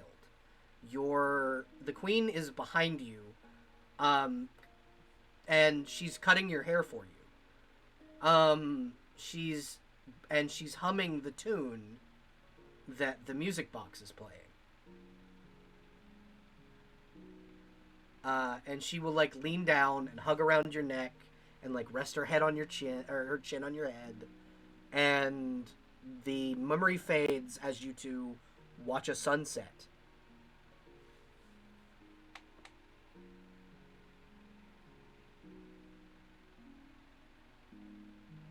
Um, I think when Spring like comes back to their senses, they are like fully sprawled, like head down, like they had just fallen asleep on On the desk. the desk. Yeah. And like where their face was touching their arms is just like soaked through with like mechanical tears. Just Oh, like oily. oh no. That poor, the poor sad robot. You made this robot sad, I no? did. I did. This is me as the GM's fault. I made this Yeah. unrequited love story happen. To be fair, I did say, "Hey, I want to play a robot. Just fuck me up with this backstory." Oh, absolutely. Yeah, so you were secretly the queen's lover. Um, that is Yeah, that is confirmed in Spring's mind now. This ring yeah. was for you. And even like this is like Spring at this point recognizes this ring would have made Spring, for all intents and purposes, king. Nice. Um, Spring does take it, doesn't put it on their I was about to say, hand. do you put it on? Uh, I'm. Would it fit on their Mm-hmm. finger? Oh yeah, it's made exactly to fit. Yeah, then yeah. So you see the metal of the band sink into your finger, and the jewel on it lights up, and you hear a voice. Who put on my beloved's ring? It's the queen. Are you? Are you there? Are you real? Is this? Spring? Spring, is that you? I. The queen's name is Melodora, by the way. I forgot to say that, but her name is Melodora. I. Melodora, are you there? Yes. Is Spring, are you awake? I am. Where You're are you? alive. Yes, I am. I'm currently trapped, but I'm alive. Where are you? I am hiding from a bay here at the moment.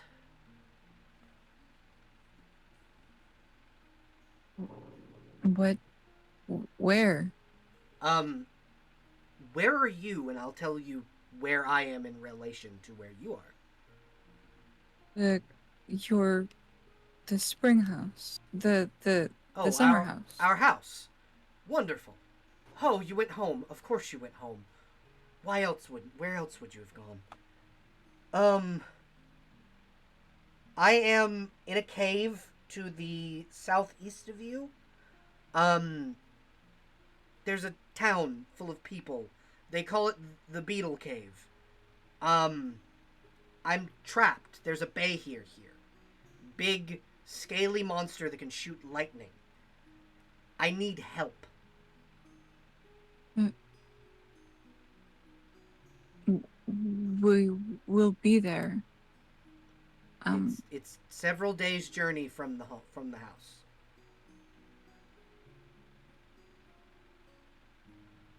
Then we'll leave now. My darling, it's pitch dark outside.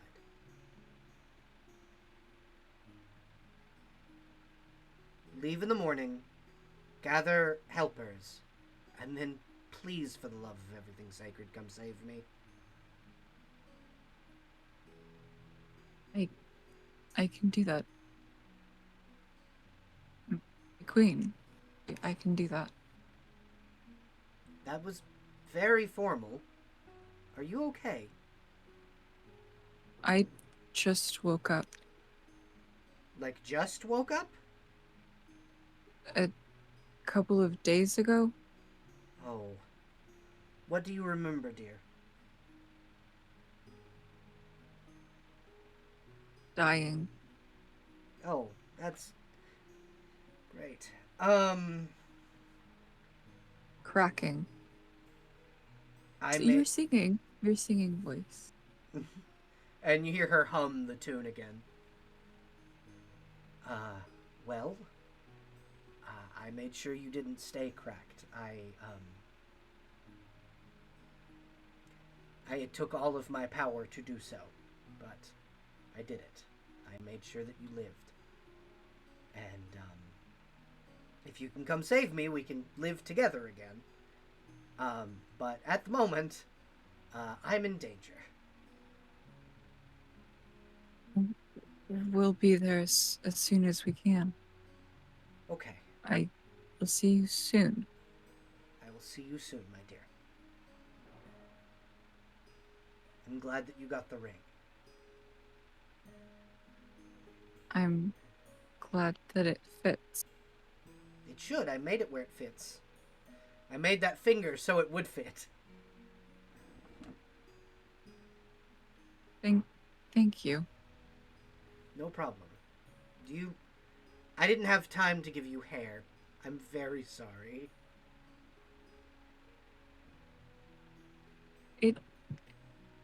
I don't think it looks bad. I don't think it does either. I think you look fantastic. But I know that you liked your cropped hair, so I was going to try.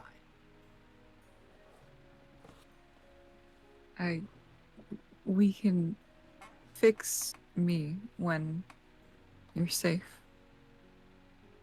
Does the armor fit, by the way? It does, and it's not. I did have to mold it You a know. bit to make it fit a little better, but I'm glad that it does. I'm glad that my little keepsake fits you and can keep protecting you. Me too. I'm happy. You don't sound very happy, dear. You sound very worried. You're in danger, being hunted by a creature. I should be very worried.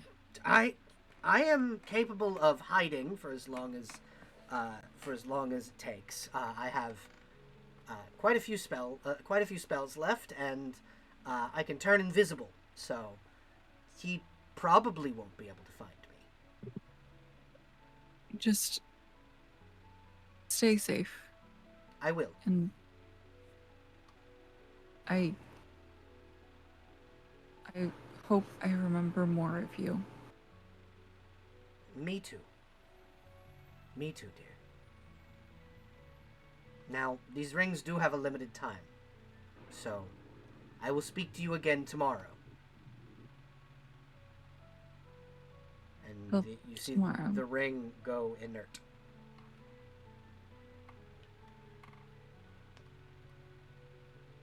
As soon as the ring has finished, as soon as it kind of powers down, I think Spring slams open the door. Is there's it kind of repeats this the outside of the beetle The beetle cave. beetle cave. The guards have no idea what you're talking about, but if you're loud enough, you hear. What did you say about the beetle cave? The queen is trapped there, being hunted by a Behir is the name of the monster. Behir. By a Behir. Oh. Oh. How do you kill a Behir? You get a big fuck you minotaur. Literally there is one in Reckford hunting them. So you need to be able to hit it really, really fucking hard. It's the same way you kill a dragon.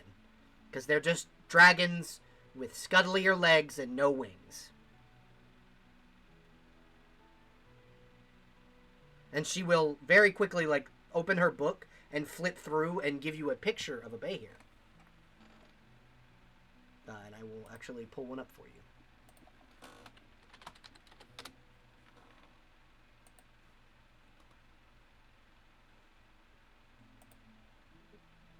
And she will go, this is from what I was able to draw when I saw the Behir in the Beetle Cave itself.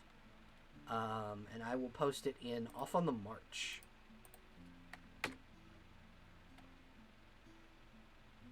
Gross.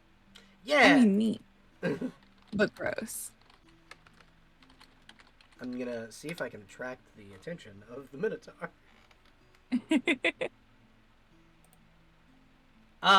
But yeah, you see, she goes, yeah, no, they're nasty. If you want, I can see if we can contact Arcadia of the Mire. She's the one that hunts these things. Please do. As many forces as we can get to save the queen would be best. One moment.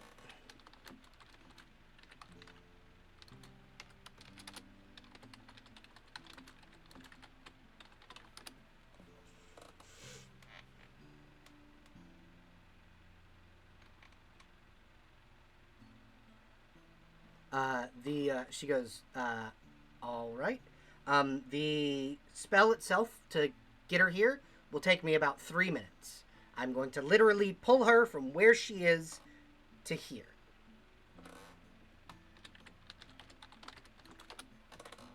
Okay. Do whatever you need to do. Don't break any furniture, please. I mean, I don't intend to. I mean, I might need to pull some coals out of the fire. That's fine. I might make a mess of your bear carpet in there, but I'll clean it up, I promise. There's a bear carpet in there? Yeah, it's just a big bear hide, and you see one of the guards go, that's new. I hunted that. I was hungry. Good job. But yeah, so she will go to casting, and that's going to take 3 minutes in real time, because Arcadia needs like 3 minutes to get ready. Because I'm actually getting Arcadia's player in here. Oh. But yeah, so I'm going to grab Arcadia's character sheet, just while we're waiting. But yeah, so, you hear, like the raking of coals and if you'd like, what I'll let you do, if you try to remember stuff, you can make me a wisdom check to see if you want to remember things. I would love to do that. If you'd like to go and remember stuff about your past. First and foremost, Spring is going to tell the guard captain, like, get your men ready to help the queen. As you wish, my lady.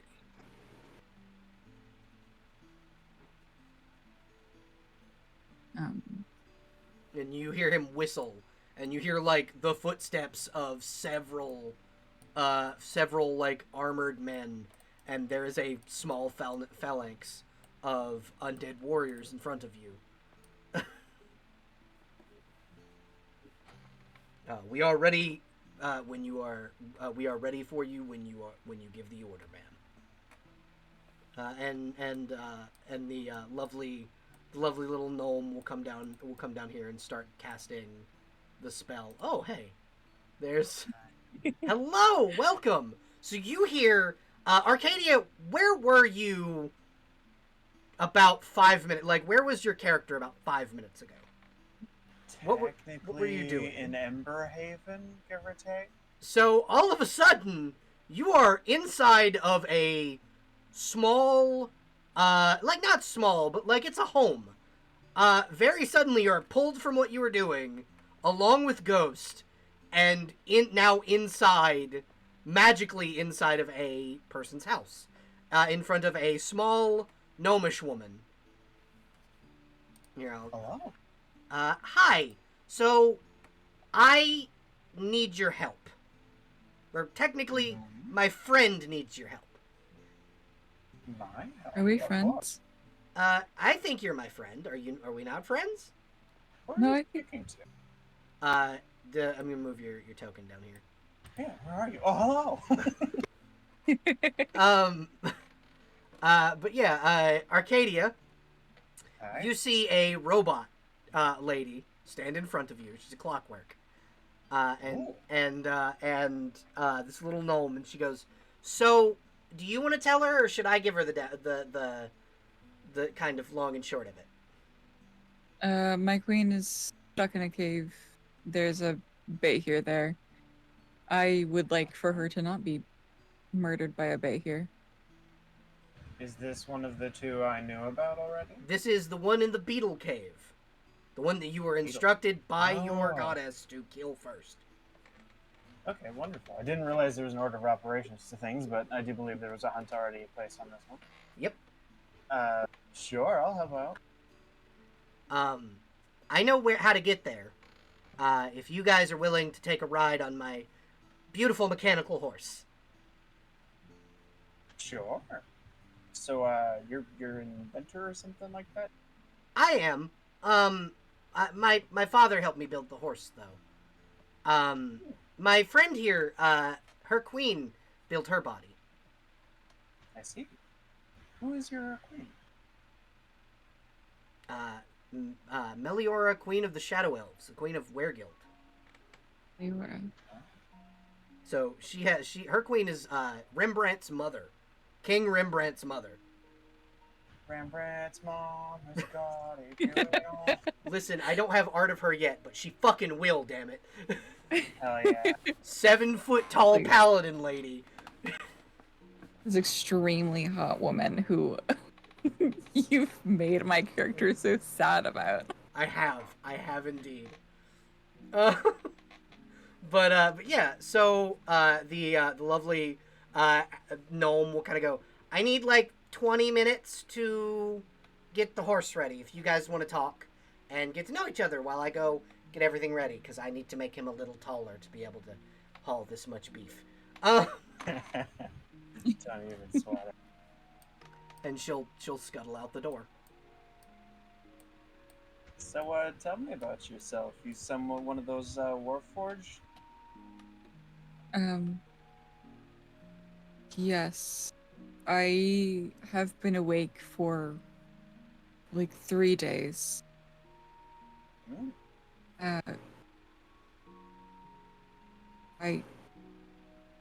Hi, nice to meet you. My name is Spring. I Likewise. died 1,000 years ago. It's a pleasure to meet you too. I am Arcadia of the Mire. I haven't died yet. It's not fun. Wouldn't recommend it. So you see on Arcadia's shoulder pop up a tiny little albino alligator. Yeah. Oh, He's This like is wagging his Joe. tail. He'll be our friendly little fella for the day. See him like scamper over off of Arcadia's shoulder onto yours, kind of look at you, and look over at Arcadia and go, I like this one, and then jump back. Do you speak common? Oh. What the fuck? I do! Oh. I don't know why I got speak with animals then. I mean, it's useful for other animals, like Singer. True. True. they talk? Oh, I do. this is a new Nice. development for me as well. Nice to meet you. Nice to meet you too. Arcadia's really strong. I think. You look strong too. So. I'm still remembering how to walk half the time. Oh, don't worry. Well, I've been only been away out of my shell for like I think a week. You get used to it.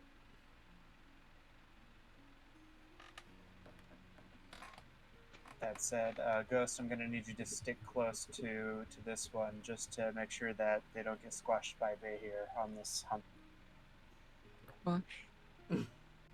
I don't think that it'll be too big of a deal, but I'll try, Arcadia. I will try and make sure that neither of you die. Don't worry, because I trained you in the help action, so it's gonna turn out great. It How absolutely many? will. No, go ahead. No, you go ahead. He's just saying it absolutely will. How many extra hands do you think we'll need for the bay here?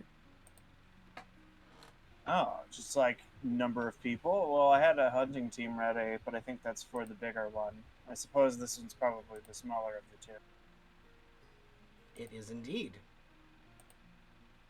So I think we should be fine as it is, unless you want to grab anyone in particular. I do have some soldiers, but I guess I could ask which one who would like to come with. If you order it, all of them will come with you. I think Spring is going to go back to the soldiers and just say like, so some of you should stay here to protect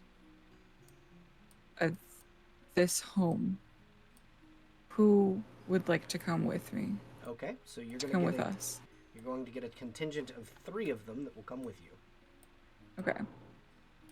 So these 3 will come with you.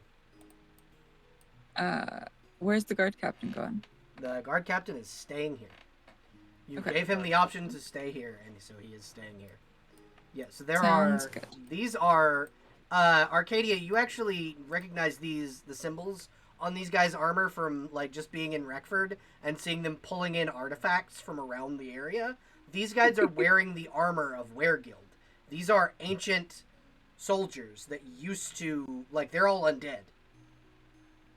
Except for the guard captain, who is this very old, emaciated-looking shadow elf.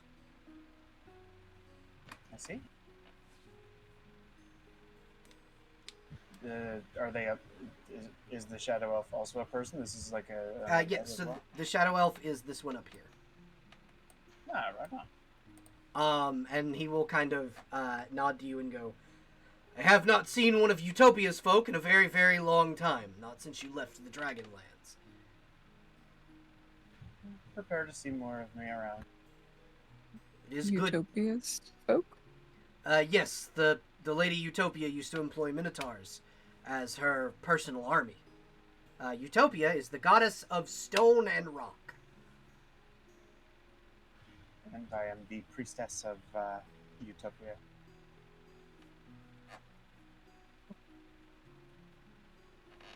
Nice to meet you. Likewise. Okay. Let me see if I can find the Beetle Cave real quick, because I have it set up already from a while ago. It's okay. Oh, all of the old minis are still there. I gotta delete them. Hold on. While you're doing that, I'm gonna go get a sip of water. Alrighty.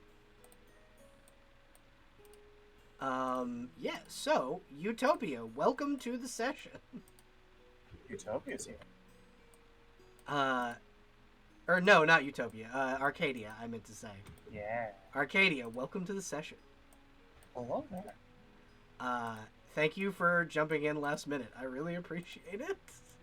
It's all good.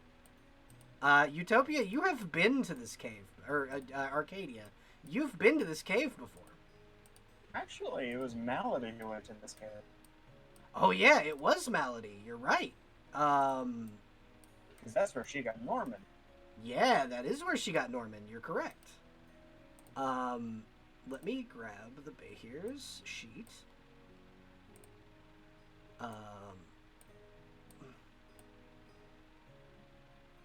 Would you like to contact any of your NPCs to come with you on this fight.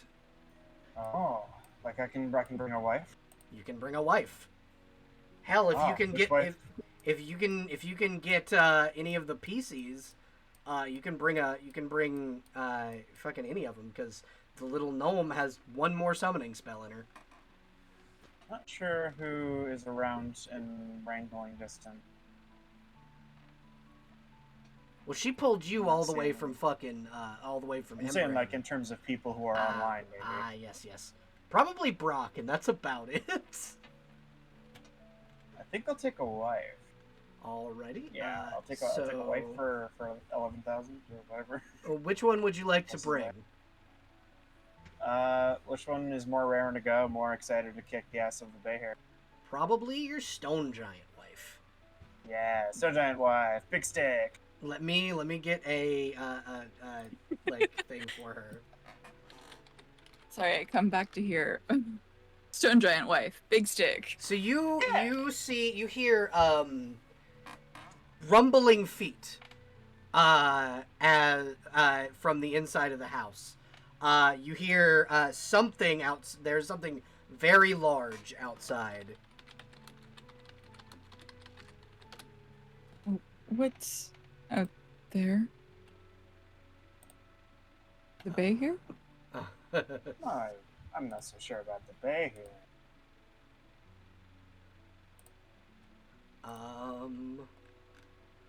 One second, and I will get I imagine- a picture. I was gonna say, I imagine that the ceilings of this house are like pretty freaking high, considering how tall the queen is. Oh But yeah. These are like 15-foot ceilings. even then, I'm imagining y'all are having to like crouch or something.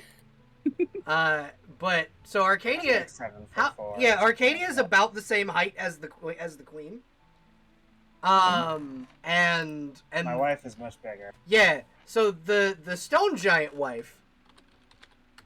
However, if you give me 2 seconds, I just gotta drag and We drop love her our to- large wives here. Yeah. I also have a small wife. Yeah. Arcadia does also have a small wife. Small. Vera from the bar, the bartender that served you the purple worm. Yeah, she kept on talking about her Minotaur wife. Yeah, this is her Minotaur Oh. wife. She was talking about me. She was indeed talking about you. What you see from because these are about 20-foot ceilings, so she has to crouch a little. But walking inside, you see a very large lady. Doom, doom. Arcadia. Hi, Akalea. The tiny gnome pulled me from the mines. I was in the middle of giving Yeah. the dragon a bath. Oh, I'm sorry to interrupt that. I'm sure the dragon's probably a little upset about that, but No, we're gonna no. fight a bay here, and I thought you might want to join. You see her face kind of light up and go, "We're fighting a bay here." We're fighting a bay here. It's the little one, but it's still the bay here. You see her crack her knuckles and go, "Oh, I'm so there. When we leave?" Hell yeah. Shortly. Fantastic. So, Spring. What? Uh-huh. Give me your thought process right now. Baffled. She thought, oh, this is gonna take forever. Like, we're gonna have to go back to a town, and she's getting very like, I think if Spring could bite their nails, they would be biting their nails. And then I think they go, Mhm. yeah, they go to bite their nails, and are like, I can't do this anymore. And then very suddenly, two very big ladies are here. Yeah, and then suddenly there's two very big ladies. Like, as you look over, you see Arcadia, like, picking up her wife in a big ol' hug. Yeah, Arcadia, this little 7-foot minotaur, is lifting this 20-foot giant in a hug. Good for Yeah, her. I'm ready to leave when you folk are. I'm about ready. There was one thing left Mm-hmm. that for sorry, my brain has completely like womp womp womp powered down. That's okay. Um the guard captain said that there's one thing left for someone special. Yeah. So, he comes out with a beautifully decorated rapier. And a scimitar. And he goes, "These were left for you, if you wanted them. And also," and then he holds up something you recognize almost immediately. Your boarding axe, your chakrams, and your knife that you wielded when you were when you were the captain of the Merryweather. She captain. Mm-hmm. Um I think uh yeah, she immediately starts like loading herself up on all of these weapons. And it's just like, she kept all of my things. I'm so happy. I'm so glad. Thank you for protecting them No for problem. so many years. That's what we're here for, High Captain. That's what we're here for. Not used to the title still. If you'd like, I can use your name. We were friends. That'd be nice. All right, Spring. The rest of them probably won't use your name. I'm sorry. They respect you too much. Me, on the other hand, I used to bully you, so I affectionately bully you. I would like to remember that so that I could know how to get you back. One day you will. One day you will. All right. So, if you'd like, we can go fight Wait, pause. Yes. So you want me to bring this one back? This guard captain, you want me to bring them back? Well, the guard captain's still technically alive. He's just cursed. Oh. Well, that's even easier to fix. You just have to call a rat. I don't know how to do that one myself. I can resurrect them. You see the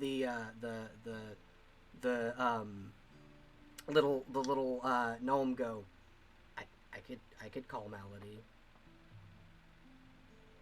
Would you like Malady just to help with the curses, because she's a curse breaker? Yeah. Would Spring want this rat lady that the Minotaur has recommended to heal your friend? Yes. She probably won't be sticking around for the fight unless you really, really want the extra help. You see your little gnome friend pull out a little rat, give it the largest chunk of cheese you've ever seen given to a small rat, and she'll boop it on the nose and send it on its way. Hell yeah. Malady very quickly actually receives this rat on her desk magically. Cool. Would you like me to just send potions of cure disease, or cure curse? Because I can totally do that. That is up to you and Spring. Which would you rather? I'd say that would probably be best, so that I don't have to summon my other character here to help fight, because that would be probably a little busted. She's pretty strong. I mean, both of them are very strong, but yeah, I know, I understand. Yeah. So you see the rat reappear, and because the cheese was enchanted with teleportation magic. The rat. The little messenger rat, the one that she'd sent away. Yeah, I think Spring is like wrapping her head around like the rat is gonna cure his curse. You see that this rat is now carrying on its back a pair of potions. Like a carrier pigeon would carry it on its foot. And this magic stuff is too much for me. Well, technically, this is what's known as the ratio system. I enchant this rat with a memory or a thing that I need, and a lady in town who is also a rat makes these potions and sends them back. A lot of rats. Yeah, technically the queendom of the Rat Queen is underground in Heartful Cove. Rat folk, they're really cool. Is okay. There's so little room in my head. I'm sorry if this is overwhelming. No, that is in character. Cool. You see the giantess go, no, I totally get it. I don't understand a word they're fucking saying. I heard them say rat like 5 times. Yeah, that one I got. I got rat. And you Rat. see the guard captain kind of pick up the potion and uncork it, and like take a swig of it, and all of a sudden you see color kind of come back into his face. His muscles reinvigorate. The curse is lifted. He's no longer baned. He is very like muscular and like he stands a little taller, and he looks at himself and goes, I haven't been this strong in many years. And he like spins his spear over his shoulder and like in a display of his dexterity, and he's just like, thank you so much. He's like confused and like overwhelmed with gratitude. And you see the four undead soldiers kind of looking at Arcadia like, you can resurrect people? I could do it once, for sure. Yeah. Actually, you know what? Never mind. I could do it 6 times. Yeah, you technically could resurrect all of these people, but you'd waste your spell slots before the fight. These are actually the true resurrection tablets. Oh yeah, the true resurrection tablets. Although, like, honestly, unless you really, really want me to use that on these guys, I kind of want to keep them for now. Yeah, no. That's chill. The undead aren't going anywhere. They're kind of they're here under the requirement of the queen. So, who will have art next session, next like one of these tiny sessions that we record, because I have a little program that'll allow me to do it. But for right So now, that means your queen is alive and well. yeah, she is technically alive. Is what the she is currently hiding from the bay here. Yeah. Well, that's I guess that's a certain way for a queen to be. Let's go fight the bay here so that she doesn't have to hide anymore.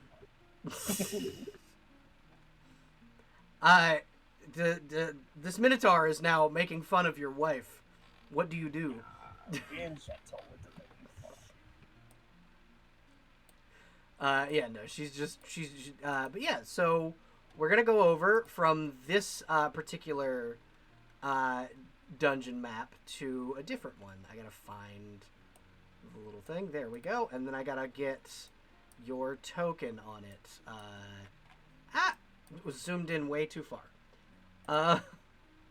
Should we go towards the entrance, or where should we spawn at? I'm gonna spawn you guys in. Don't worry. I mean, I can also grab my own. Yeah, if you wouldn't mind grabbing your own. Please just tell me where. At near the entrance. Okay, so yes, my question. Yes, I was. Give me a moment, babe. It's like almost midnight. So just give me a minute. I'm being patient with you. I swear. It might not sound like it is, but like, if it's chill. The answer would have been the same answer if it had been a little different. It's chill. So I'm gonna bring in your 3 soldiers. There's your boop.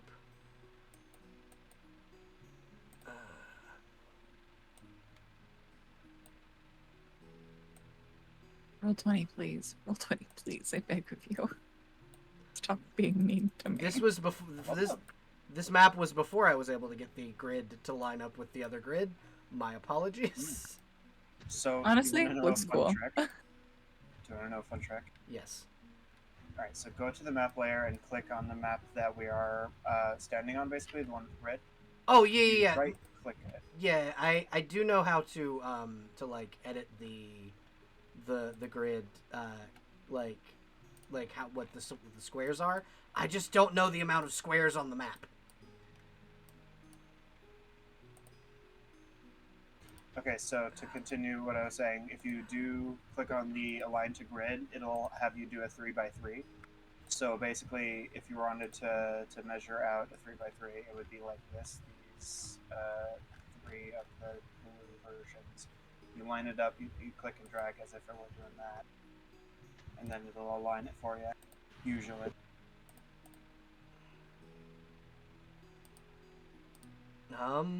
It's not giving me that option. When you click on the token that we're sending you, Give me a second. right click, I guess.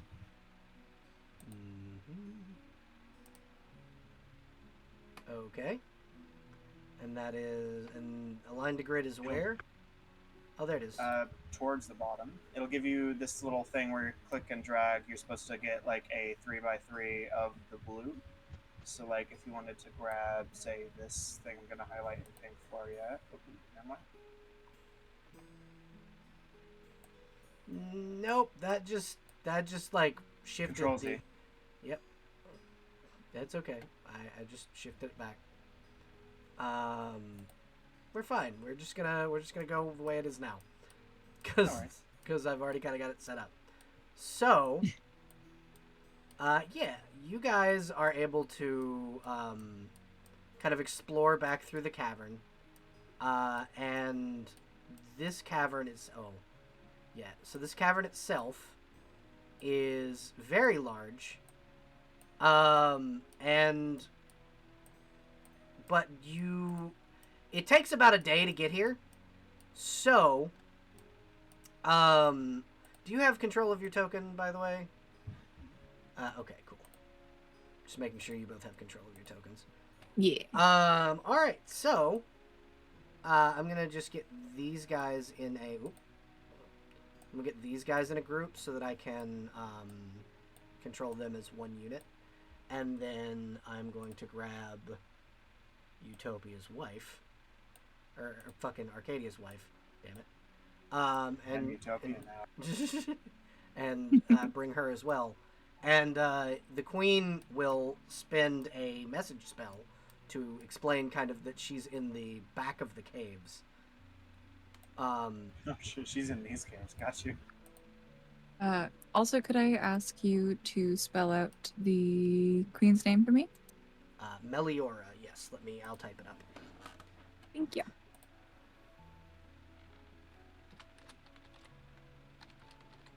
So how goes your first 4 days of being alive again? It's in Off on the March is where the name is. Nice. Yeah. How are you liking being alive again? I am enjoying knowing that I had a friend who I had somebody who cared about me enough to make sure I didn't die. And brought me back to life. And mostly I'm thinking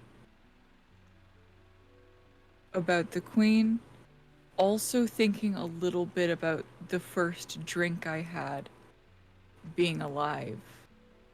The purple worm one that your wife made me. Oh yeah? You fond of purple worm venom? Honestly, yeah. Blueberries. Tastes like Hell yeah. blueberries, raspberries, and fucking Poison. yeah, poison.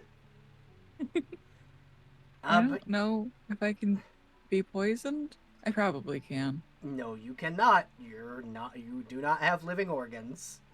I know liver to poison.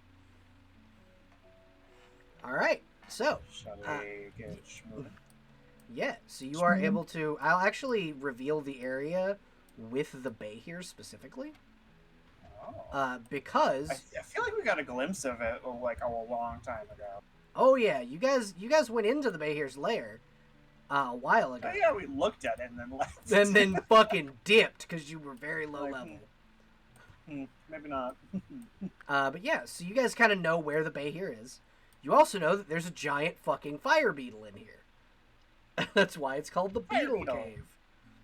I like fire beetles. Those are really fun.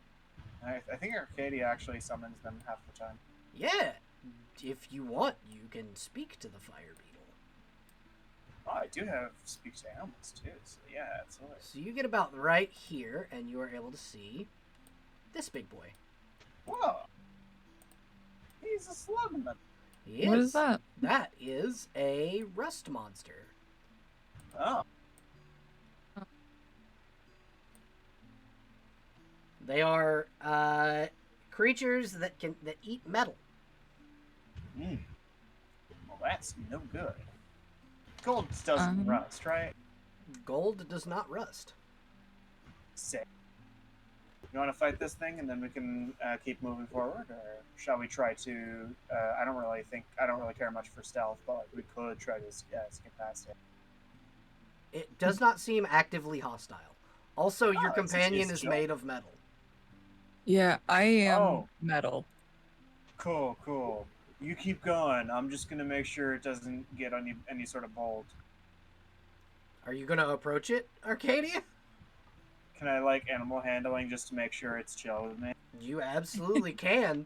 If you fail, you're gonna have to fight it. That's fair.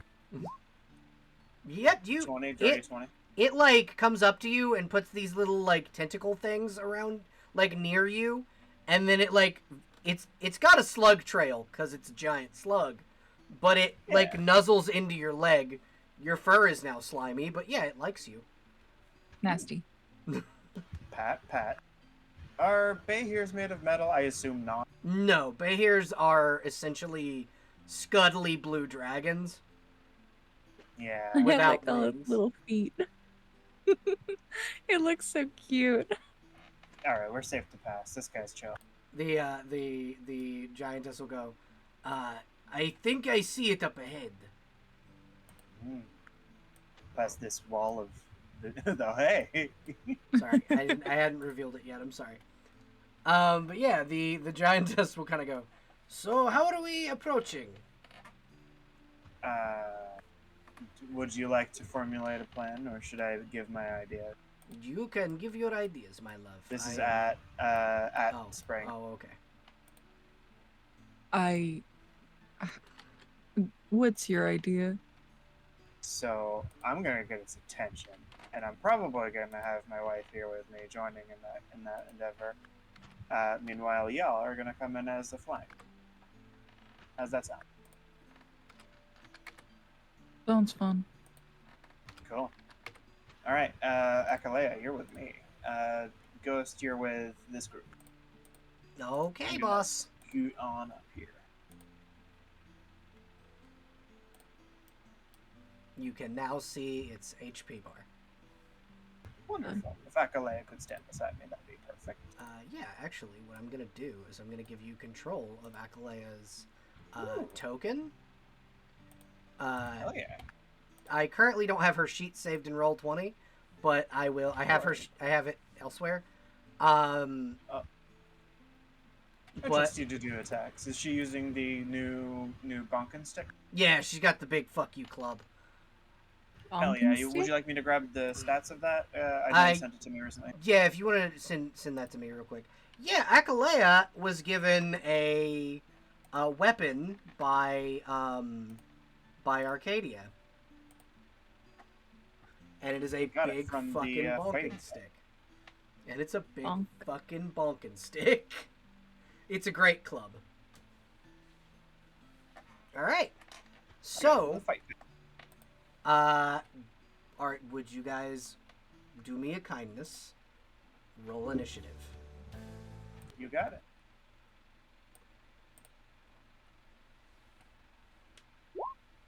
I assume this does not count as a swamp? It is just underneath a swamp, so technically, yeah. Sure, then I have a 15 then. Okay, give me 1 second. I track initiative in my little our DM screen.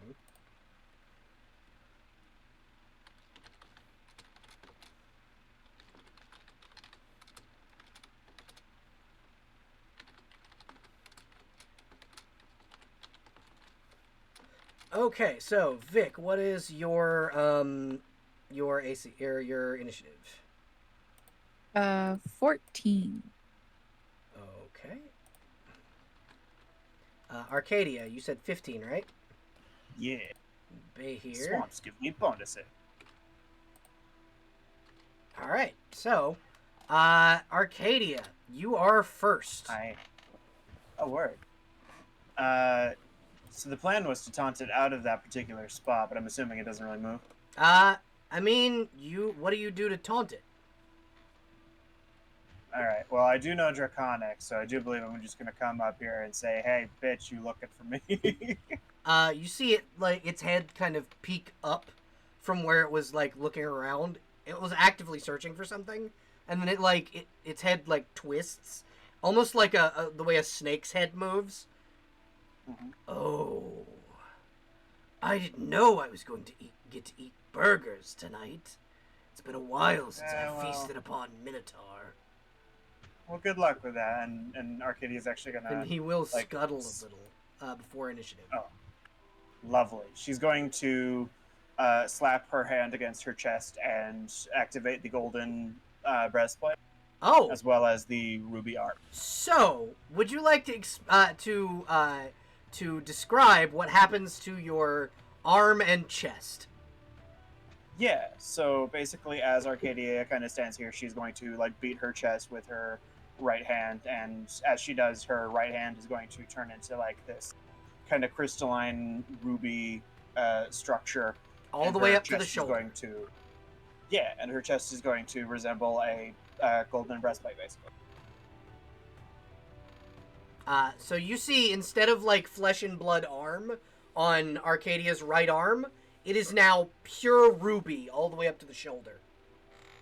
And then her chest is made of gold. Did I like not describe it right? It sounded like I No, described exactly that. You did. I was just, I'm excited. I like it. Right on. Hell yeah. Shall I continue? Yeah, absolutely. Cool.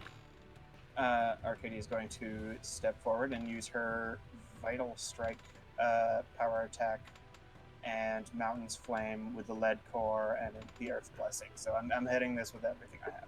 Okay, go ahead and roll me an attack roll. I'm going to put Vital Strike in the chat real quick so I can read it again, because it's a little weird. Okay. So basically on one of my 3 attacks per turn, I get to do extra. Okay. I'm just going to bring up the Behir's sheet so I can see it's here.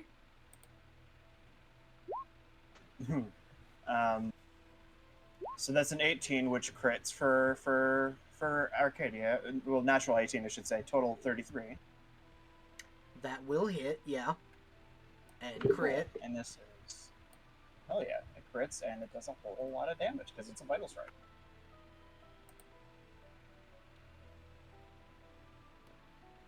Roll the weapon's damage dice for the attack twice and add the results together. Okay, so... I assume that's not including the enhancement from the enchantment, or should it be? Oh, actually, it does say before adding enchantment, so it is before that. Yep. And then you're going to roll, I believe, 3... you're going to have that plus 3 times your max weapon damage. Yeah. So that's 24 plus 24 plus 24. I think. Yeah, okay. So this looks right. Bonk. 112 damage. Okay. From the initiating hit. So what you see, Spring, is this Minotaur go toward this gargantuan fucking draconic creature. And this snake-like entity who was, like, slithering toward Arcadia, going to take a bite, Arcadia rears back this hammer that very suddenly becomes very large and just smacks it, and this snake's head snaps backwards. As it takes 112 damage. In a Great single way to hit. start combat. In a single fucking hit. The first one always hits a lot harder than the others, but these are still gonna hurt. These next 2 hits are going to be at a -5. So he is going to use his villainous action, which he can Uh-huh. use on your turn. Make a reflex. And what save. action is that? Is he using a breath weapon? Yeah, it's lightning right in your face. Right on. I have resistance. 14.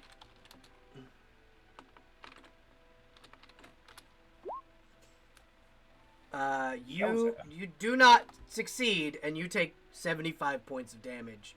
What's your damage resistance? It's not damage resistance. It's a cloak of electric resistance, so it's half. So Yep. 37.5, so 38. Yep, 30. You take 38 points of lightning damage, straight to the face. Alrighty. Yep. Very rude that you would do that on my turn, sir. However, I have self-healing, so I'm going to do that now.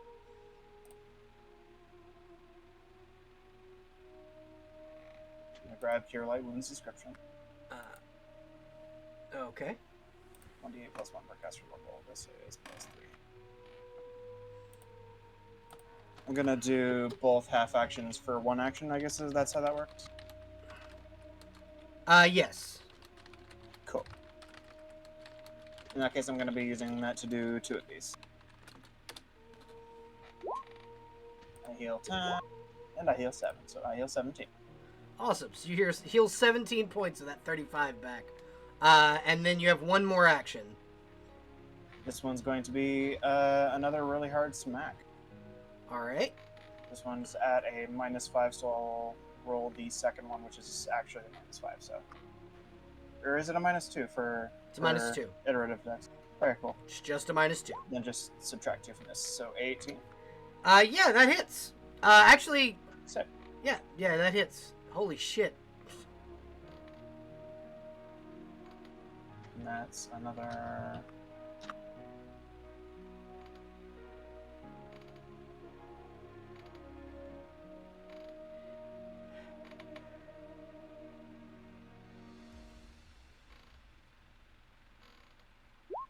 That is another 39 damage, and her turn is now done.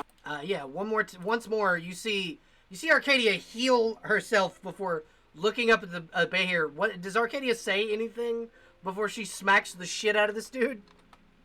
I think she's just gonna yell "bitch" and then do like an uphanded swing. What the fuck am I talking about? Like an uppercut, but with the Yeah, like an upswing with the fucking hammer. Yeah. Just bitch. Yeah.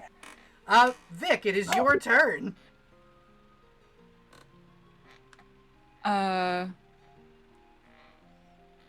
Okay. I'm just Sorry, kind that of was a lot. realizing. No, you're good. I'm just realizing how like out of her depth Spring is. I'm sorry, Arcadia is such a bad example. So Arcadia's like a level 7 character. Just He's so afraid. you're aware.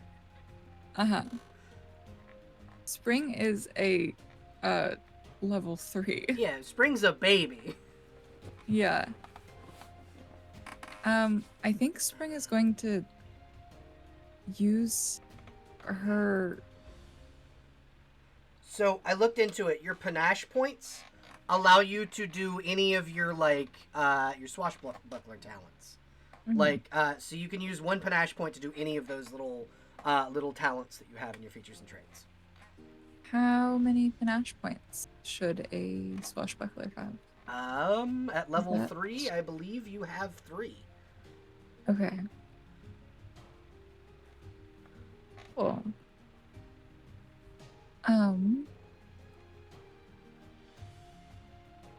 Does the ring still work?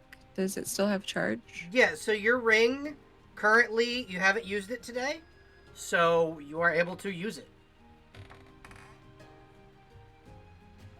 Then that's what Spring is going to do for this action. Yep, for one of these. So using your ring to cast message, I'm assuming that's what you're doing, is a half action. So you can use the ring and then move your full movement, or like take a potion, or anything like that. Okay. Yeah. That's what she'll do, is use the ring to say, we're here, we're I can see you. fighting. I can see you. I'm. When I am able, I will help. I can't. I don't know how helpful I will be. I believe in you. You can do this. And apparently your friend can really do this. Holy shit. Yeah. She's incredible. Who the fuck is that? I don't know. And yeah, I think. Who is she? Yeah. So you can technically move with using 2 half actions your full movement. But then you'd only have 1 full action and a half action left. You can also charge, which is basically your full movement and an attack. Yeah, that too. Which is also a half action. So you can move your full movement, then charge and attack with a half action. Okay. Could you use a ranged attack after using a full movement, or? Yeah, if you just use your full movement, you still have 2 full actions left. Okay. And you have 2 chakrams, so you can chuck them bitches twice. Yeah, that's actually how far can the chakrams go? Chakrams go 100 feet. Oh, then she doesn't have to move, actually. She will, yeah, actually just move to like so here. If you don't use your full movement, that doesn't get, it's a free action. Okay. So you can just step 10 feet and chuck them bitches. Yeah, she's just gonna chuck them bitches. Roll me 2 attack rolls, please. Cool. That is. Trying to figure out what I click on. Okay, this one. That okay, one. 24 hits. Roll me damage. Yay.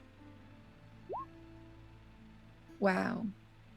Okay, so you do 5 points of slashing damage as the Behir looks over at you and will growl and go, "Do not interfere, automaton."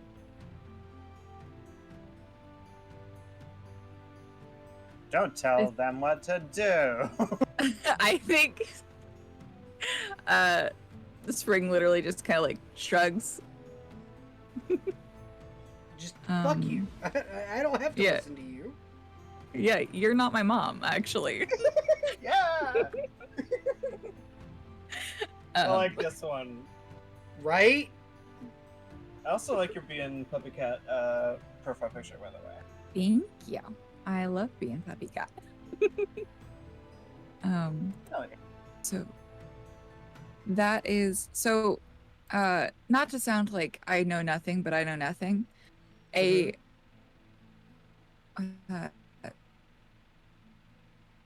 She has 1 full action left. What can you do on a full action? You can attack. You can use any of your little talent thingies that you have. You can move twice. You can take a defensive action. You can hide. You can chug 2 potions. Okay. Then she's going to use another attack. Okay. She can do that, right? Yes, she can. Technically, you can use, if you don't move, you can use all 3 actions to attack. Okay. So what would adding a precise strike onto something? That's technically a half action, which you still have one of those. Okay. So yeah. I click on it. One dash point. Use one of my little guys. Bum, ba, da, bum. Can I just say that I really like Belle's like browsing through words sound, which is just that. It's really nice. Very good. Listen, I can't help but hum the Batman theme song when I'm reading. We love a Batman reading. Yeah, you. I believe So what that's going to do is going to be, well, for one, you'd have to use it on a melee weapon. Okay. So you can't use it on a ranged weapon. But it's going to give you +5 to hit. Okay. Doesn't matter because I don't really want to get close to this thing. Because it's very scary. It is a very scary monster. But yeah, if you wanna roll me another attack roll, you absolutely can. Cool. We discussed the sword bastard of returning. Yeah, the bastard sword of returning. Yeah, the bastard sword of returning. Yeah. So she can go ahead and chuck that at something. How far is that? That is a 300-foot range.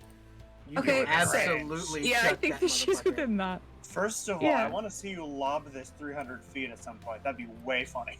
Yeah, that'd be extremely funny. But yeah, she is going to lob that. Nope. 1 second, let me double check. Let me see what you rolled. A solid 11. No, that you absolutely did not hit, but it does. Arcadia, you see the sword wing past this thing, almost hit the wall, stop, goes straight up, and then return. Oh, that's a cool sword. Oh, it is. It's neat. It's the first time I've used it.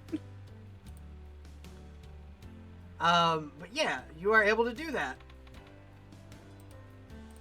I think that's everything. Okay. So give me Akalea. 2 seconds. Actually, not quite Akalea. Not her turn yet. As it is the Queen's turn. Oh, well, I'm there. Where'd you come from? She was using an invisibility spell, but she's going to attack with her own bastard sword. She's flanking, by the way. Oh yeah, I'm aware. Cool. And she will smile at the lovely robot and go, "It's good to see you, my dear." And then she's going to lay into this thing with 3 attacks.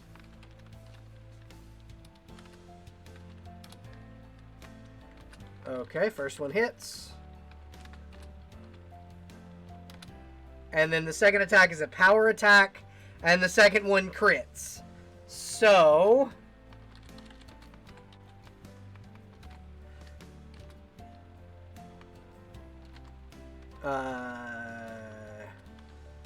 the first attack does 20 damage, and the second attack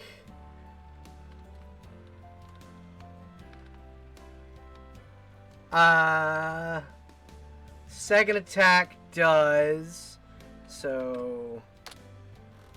does 35 damage, so doing a total of 55 damage to the bay here.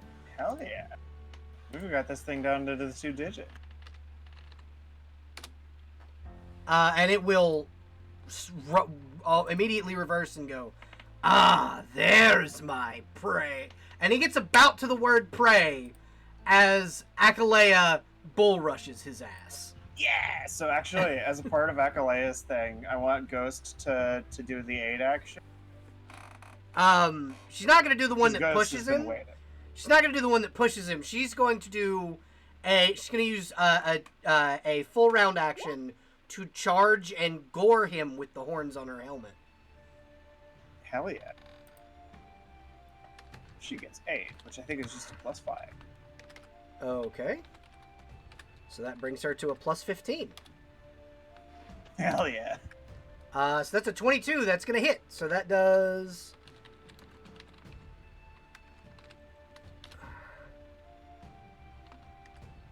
Dogpile the bay here. that does 5 points of damage, rolling a 1. Oh. It was just the goring him with her horns, and he gets to about the middle of the word prey and goes prey as he is gored in the side by this beautiful fucking giantess who is going to bring her bonking stick down on his back. Hell yeah. Remember to be flanking. Yep. So that is... Crits on an 18. That's pretty good, actually. Yep. Great club +2. Okay. Just gonna do...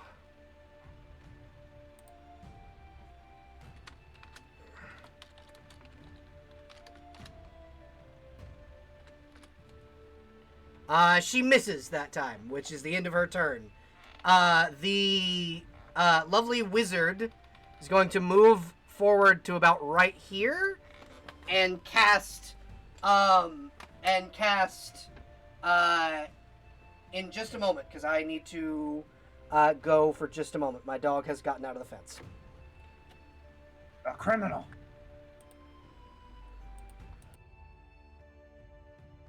We've got an escapee.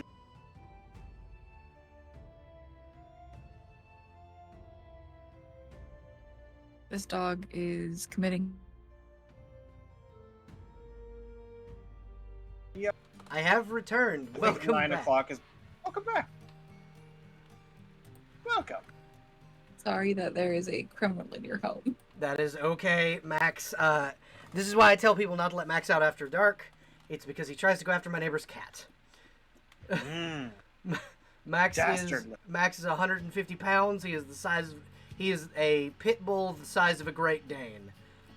Pibble. He's a good boy. He's a very good boy. He's a very He's just good a big boy. baby. He is a giant teddy bear, and I love him. A big baby. Yeah, such a sweet baby. he is a big baby. We love pibbles. we really do. They're all babies. They are all babies. So, we're almost finished with this fucking bear fight. I think we've got these knights to do, yeah. So, well, first the tiny caster is gonna go. I gotta make her Oh, yeah. actual size. Give me one moment. Okie dokie. Now she's Tiny. now she will just She's see her so actual small. size. She's going to cast 3 casts of magic missile. Hell yeah, that's a great choice for this fucking fight, actually. She's just gonna go. Brrrr. So that's gonna be 3d6 per cast, so 9d6, which he Hell yeah. can't fucking Is this dodge. plus caster level, or Uh, does it have any bonuses to it? yeah, actually she gets 2 extra, so that's 2 extra missiles per caster level. So she Word. gets, yeah, or no, 1 extra missile per 5. caster missile. So it's 4 3 times. Okay, so that's 12. Yeah, 12d6 damage is what she's doing. The equivalent of a fireball. Hell yeah. He takes 46 points of damage from this tiny little gnome. Hell yeah. You see, actually, friggin', Spring sees her tiny new little friend go forward and go, all right, if that's your girlfriend, I'll make sure she's safe. Hold out her hands, and these missiles just fire from her hands. To be fair, I don't know if she's my girlfriend, but that's... Thank you. And she'll, like, give you a thumbs up and be like, I believe in you. Like, you got this. Love blossoms on the battlefield. And then these dude bros are going to move forward, and they can only get about right there with 2 of their actions. So they're going to use... They're using spears? Yeah, they're using spears, and then you see they kind of shift their spears to the right, and each of them pull out a javelin. Sick. And all of them are going to pelt him with javelins.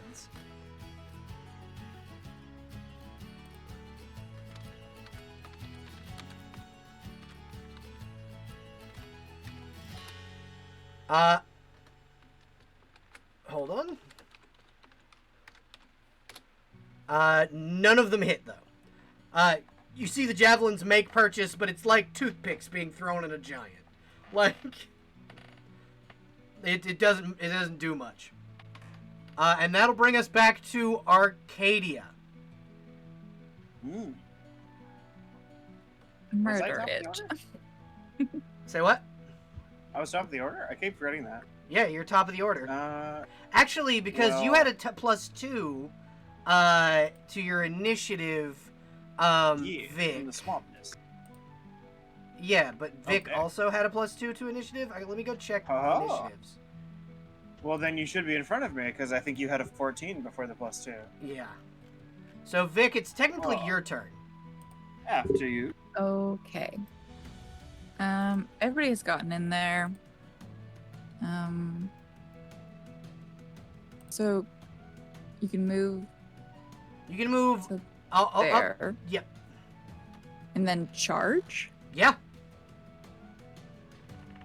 Is that Charge. That is an action. Um, So you okay. you charge forward and then make an attack roll. bonk? Cool. That will be with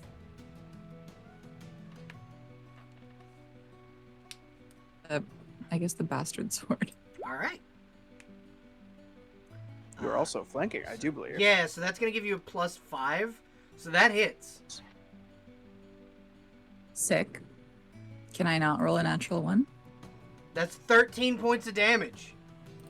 Hey. And then I believe you have one more action. Cool. No. Oh no!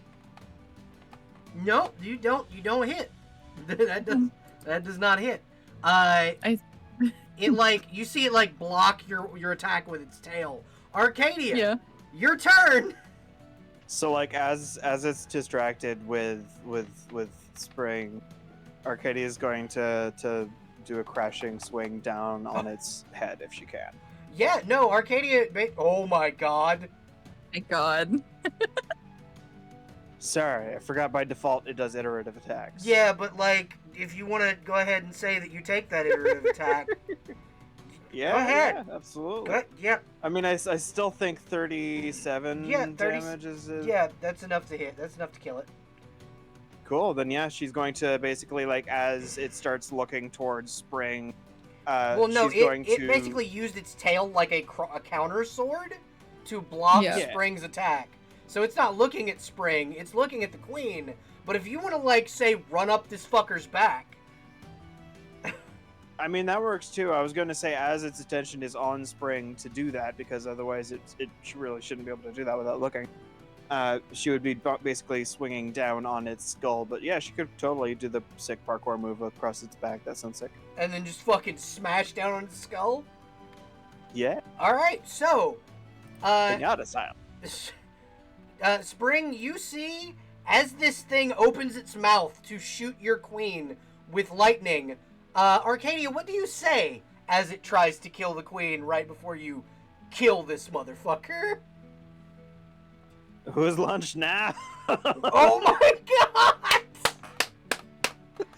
Whose lunch now, bitch? And then it goes to look up, and the only thing it sees right before it dies is Arcadia's hammer as it sinks into its skull with a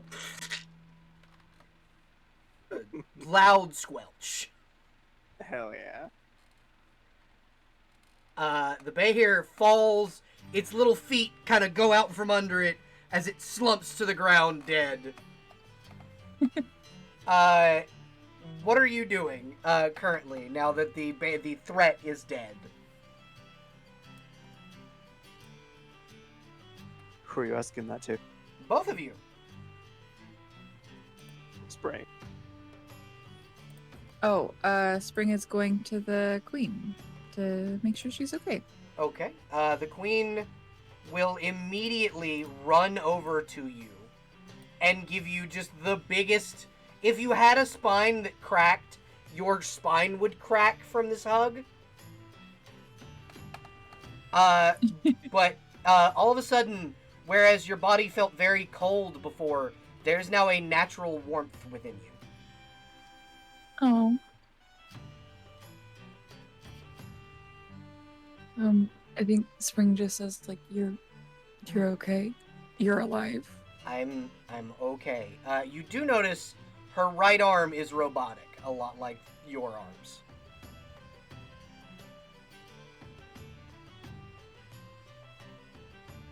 I thought I thought you died.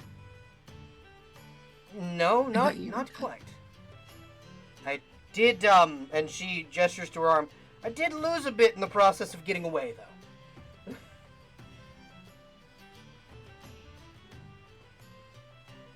It's good to see you again. It's good to see you too. And she'll like put her hand to your cheek, and once again you feel that warmth right where her hand is.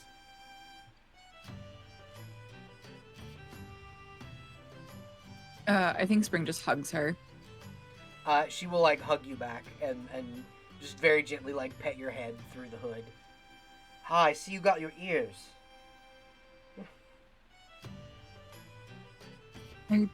I did. Um, thank you. You see the giantess dragging the bay here away. Hey, so I was gonna say, like, as you look over, Arcadia is literally making like a cauldron full of boiling water to start cooking up Bahir. You see, Bay here, you Bay hear there. you hear Akalea go. There's already a fire pit over here. Oh, I and was just she's gonna cook it on my hammer. and she's like dragging it away. She's trying to give the queen and the fucking and Spring a moment, and she just kind of goes, "Babe, read the room." You're the one that started dragging it. What are you talking about? Those two are having a You read romantic the room. moment. Let's go. You read the room. I'm reading the room just fine. You're... They'll go with you. The little gnome will kind of before she leaves, she like gives you a thumbs up and then scurries off with the others. Spring gives her a thumbs down. Uh, she like flips you off and then runs away. And you hear the queen chuckle and go, "I see you've made a friend." She woke me up. Ah, that's what I was looking to go do. There's a way to reactivate an arcane core once you've put it in dormancy. I didn't have power enough to save you, put you in the core, and then wake you back up once I put you to sleep. I'm sorry. You don't have to apologize to me. You're the queen. You did what was best. Yes, but I didn't do it because I was queen, dear. Surely you remember. I saw some letters and the ring. Yes. I regret not sending those letters or giving the ring to you when I should have. Oh.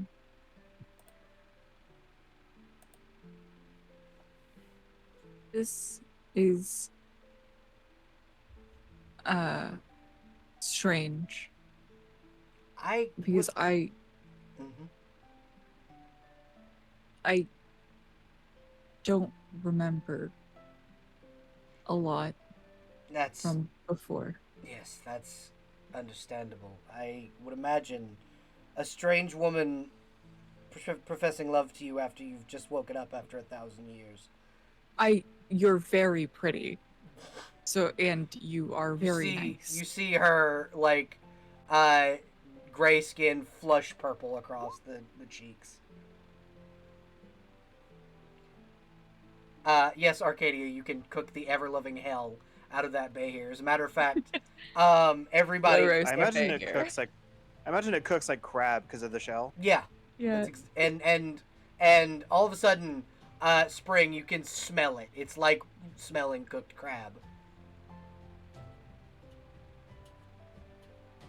Well, I appreciate that, and I hope that in time I can help you to remember why I had fallen in love with you and I would have hoped you with me.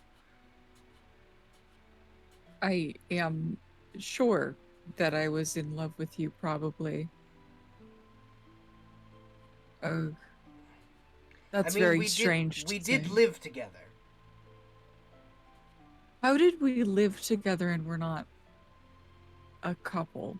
We were. We just were in secret. Oh, We were a I couple. okay, because our friend said that we weren't. Yes, They're like, the guard captain was very, very much on the let's squash these rumors till I become woman enough to ask you to marry me. That was the whole his logic behind it. okay.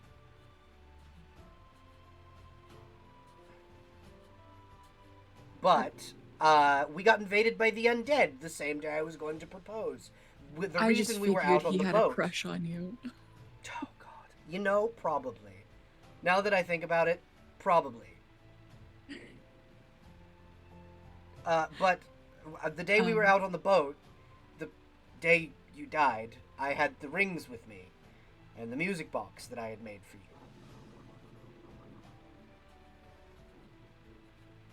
And she'll show her ring, and it is, whereas yours is a ruby, hers is a sapphire. aw. Um,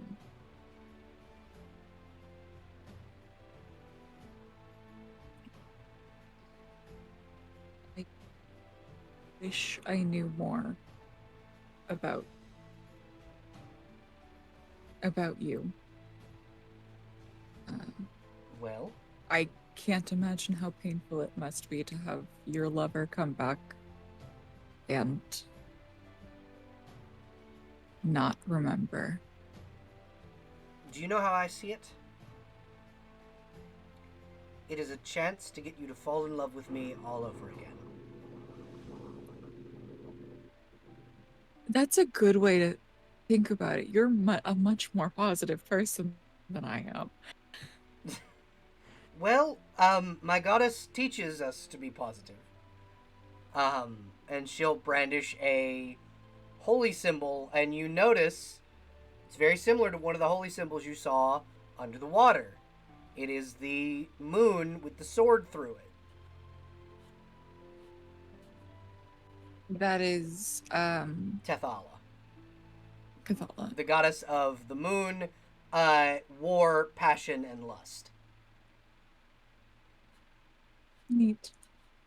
And she goes, "Oh," and she'll take off a second necklace, and she goes, "This was yours," and it is the harp symbol with the lightning bolt through it. I had gotten it for you years ago, and that is the holy symbol to Priscilla, the goddess of travel, music, thunder, and storms. Spring would put it on. Fantastic. It's just like a golden chain with a little thing over it. Would you like to go see what that Minotaur's cooking? It smells fantastic. It does smell very good. It it's our first date. That's nice. That's a fantastic way to look at it. And she will lead you this way toward Arcadia and Akalea, who are cooking Behir. And we will. When the moon eats your eye.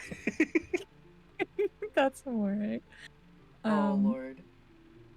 And that seems like a really good place to stop this session. And we're going to say you guys kind of go back to Reckford after the meal. And the little Oh yeah, gnome. can you like send me back to Emberhaven? I think that's where Arcadia is technically. The gnome will go, "I have a teleportation circle back at my house in Reckford. I can send you back." Cool. Awesome. Thank you. No problem. I'll trade you teleporting you back and not making you walk for some of that Behir. Yeah, you can have some of this Behir Rangoon or some of the leftover Behir bisque or even a Behir sandwich. You see the queen that just has a big fucking bowl of the Behir bisque. Yeah. She's like, "I like soup." Yeah, me too. Spring shoving Bakir ragoons Yeah. like into her mouth.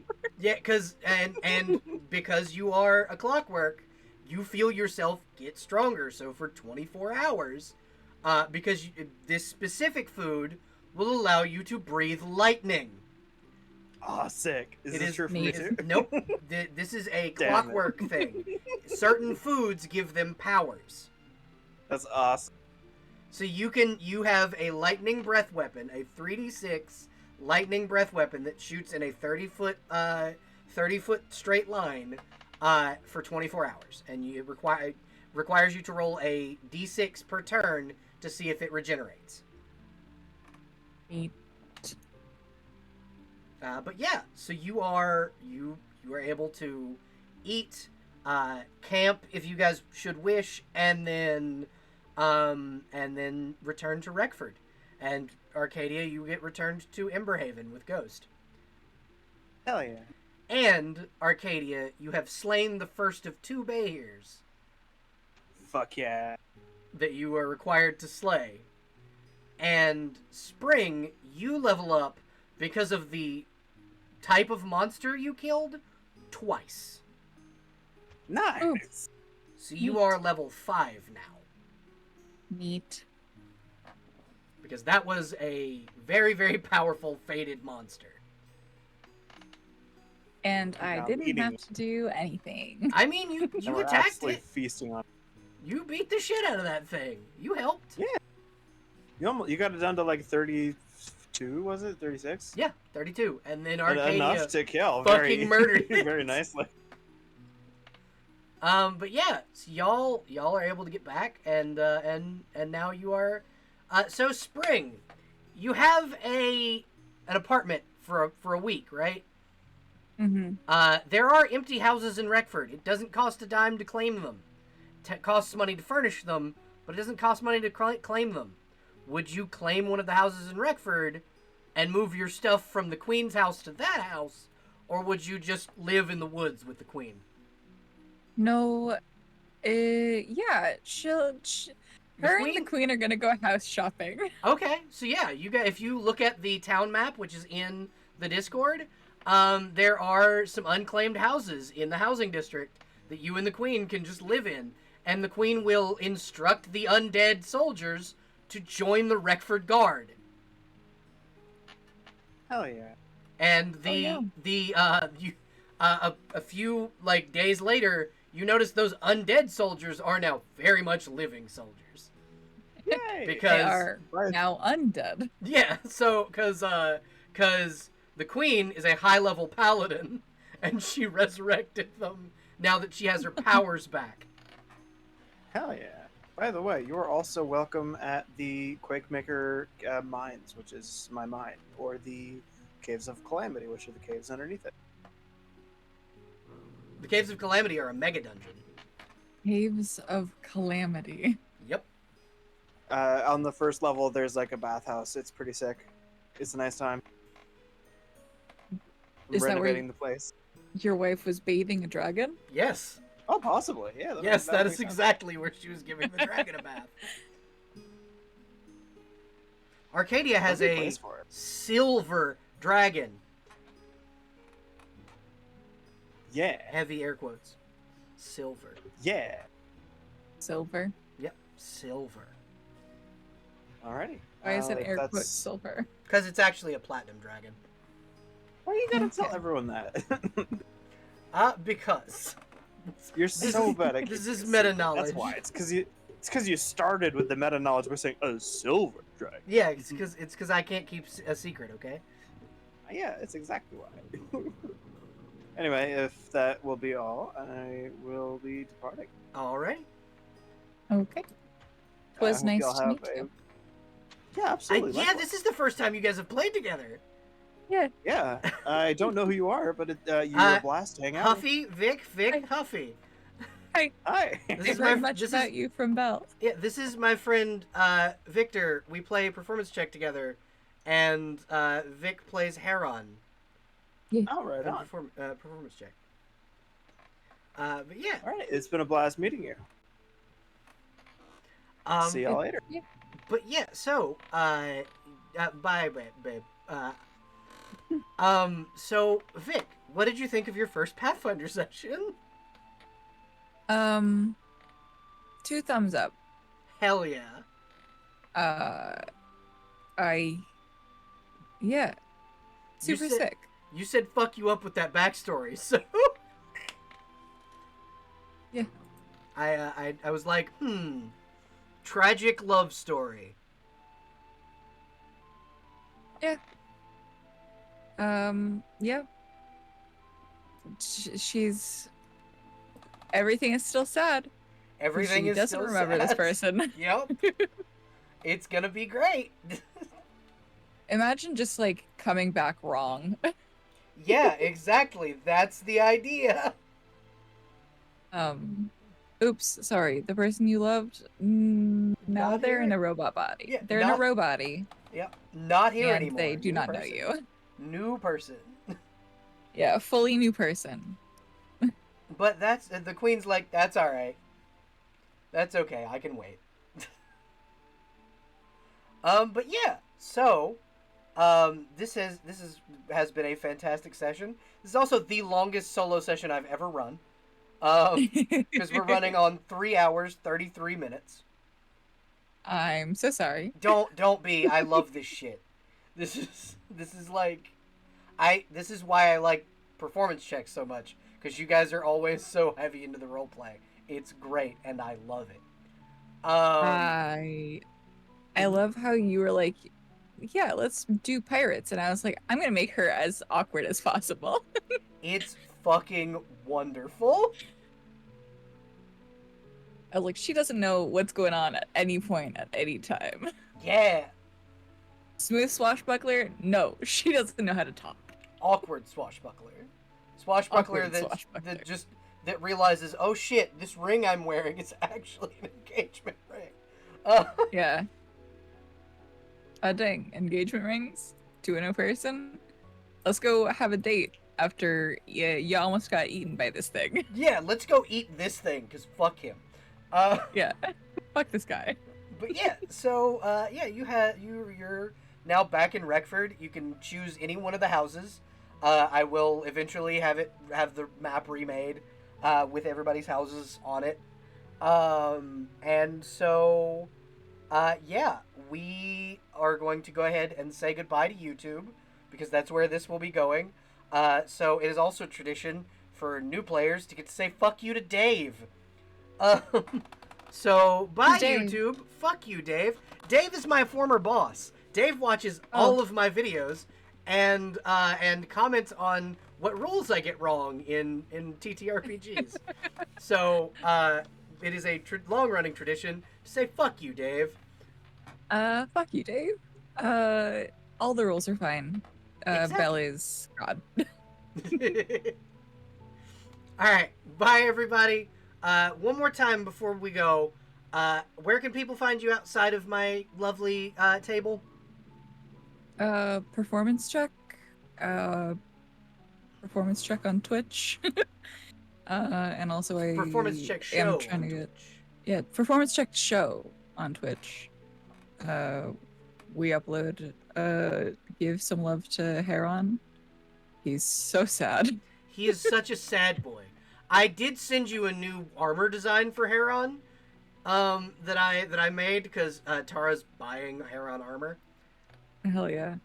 Because fuck the Silent Sisterhood and their armor. Yeah, fuck them. Fuck this guys. Yeah. Yeah. All right. Bye, everybody. Bye.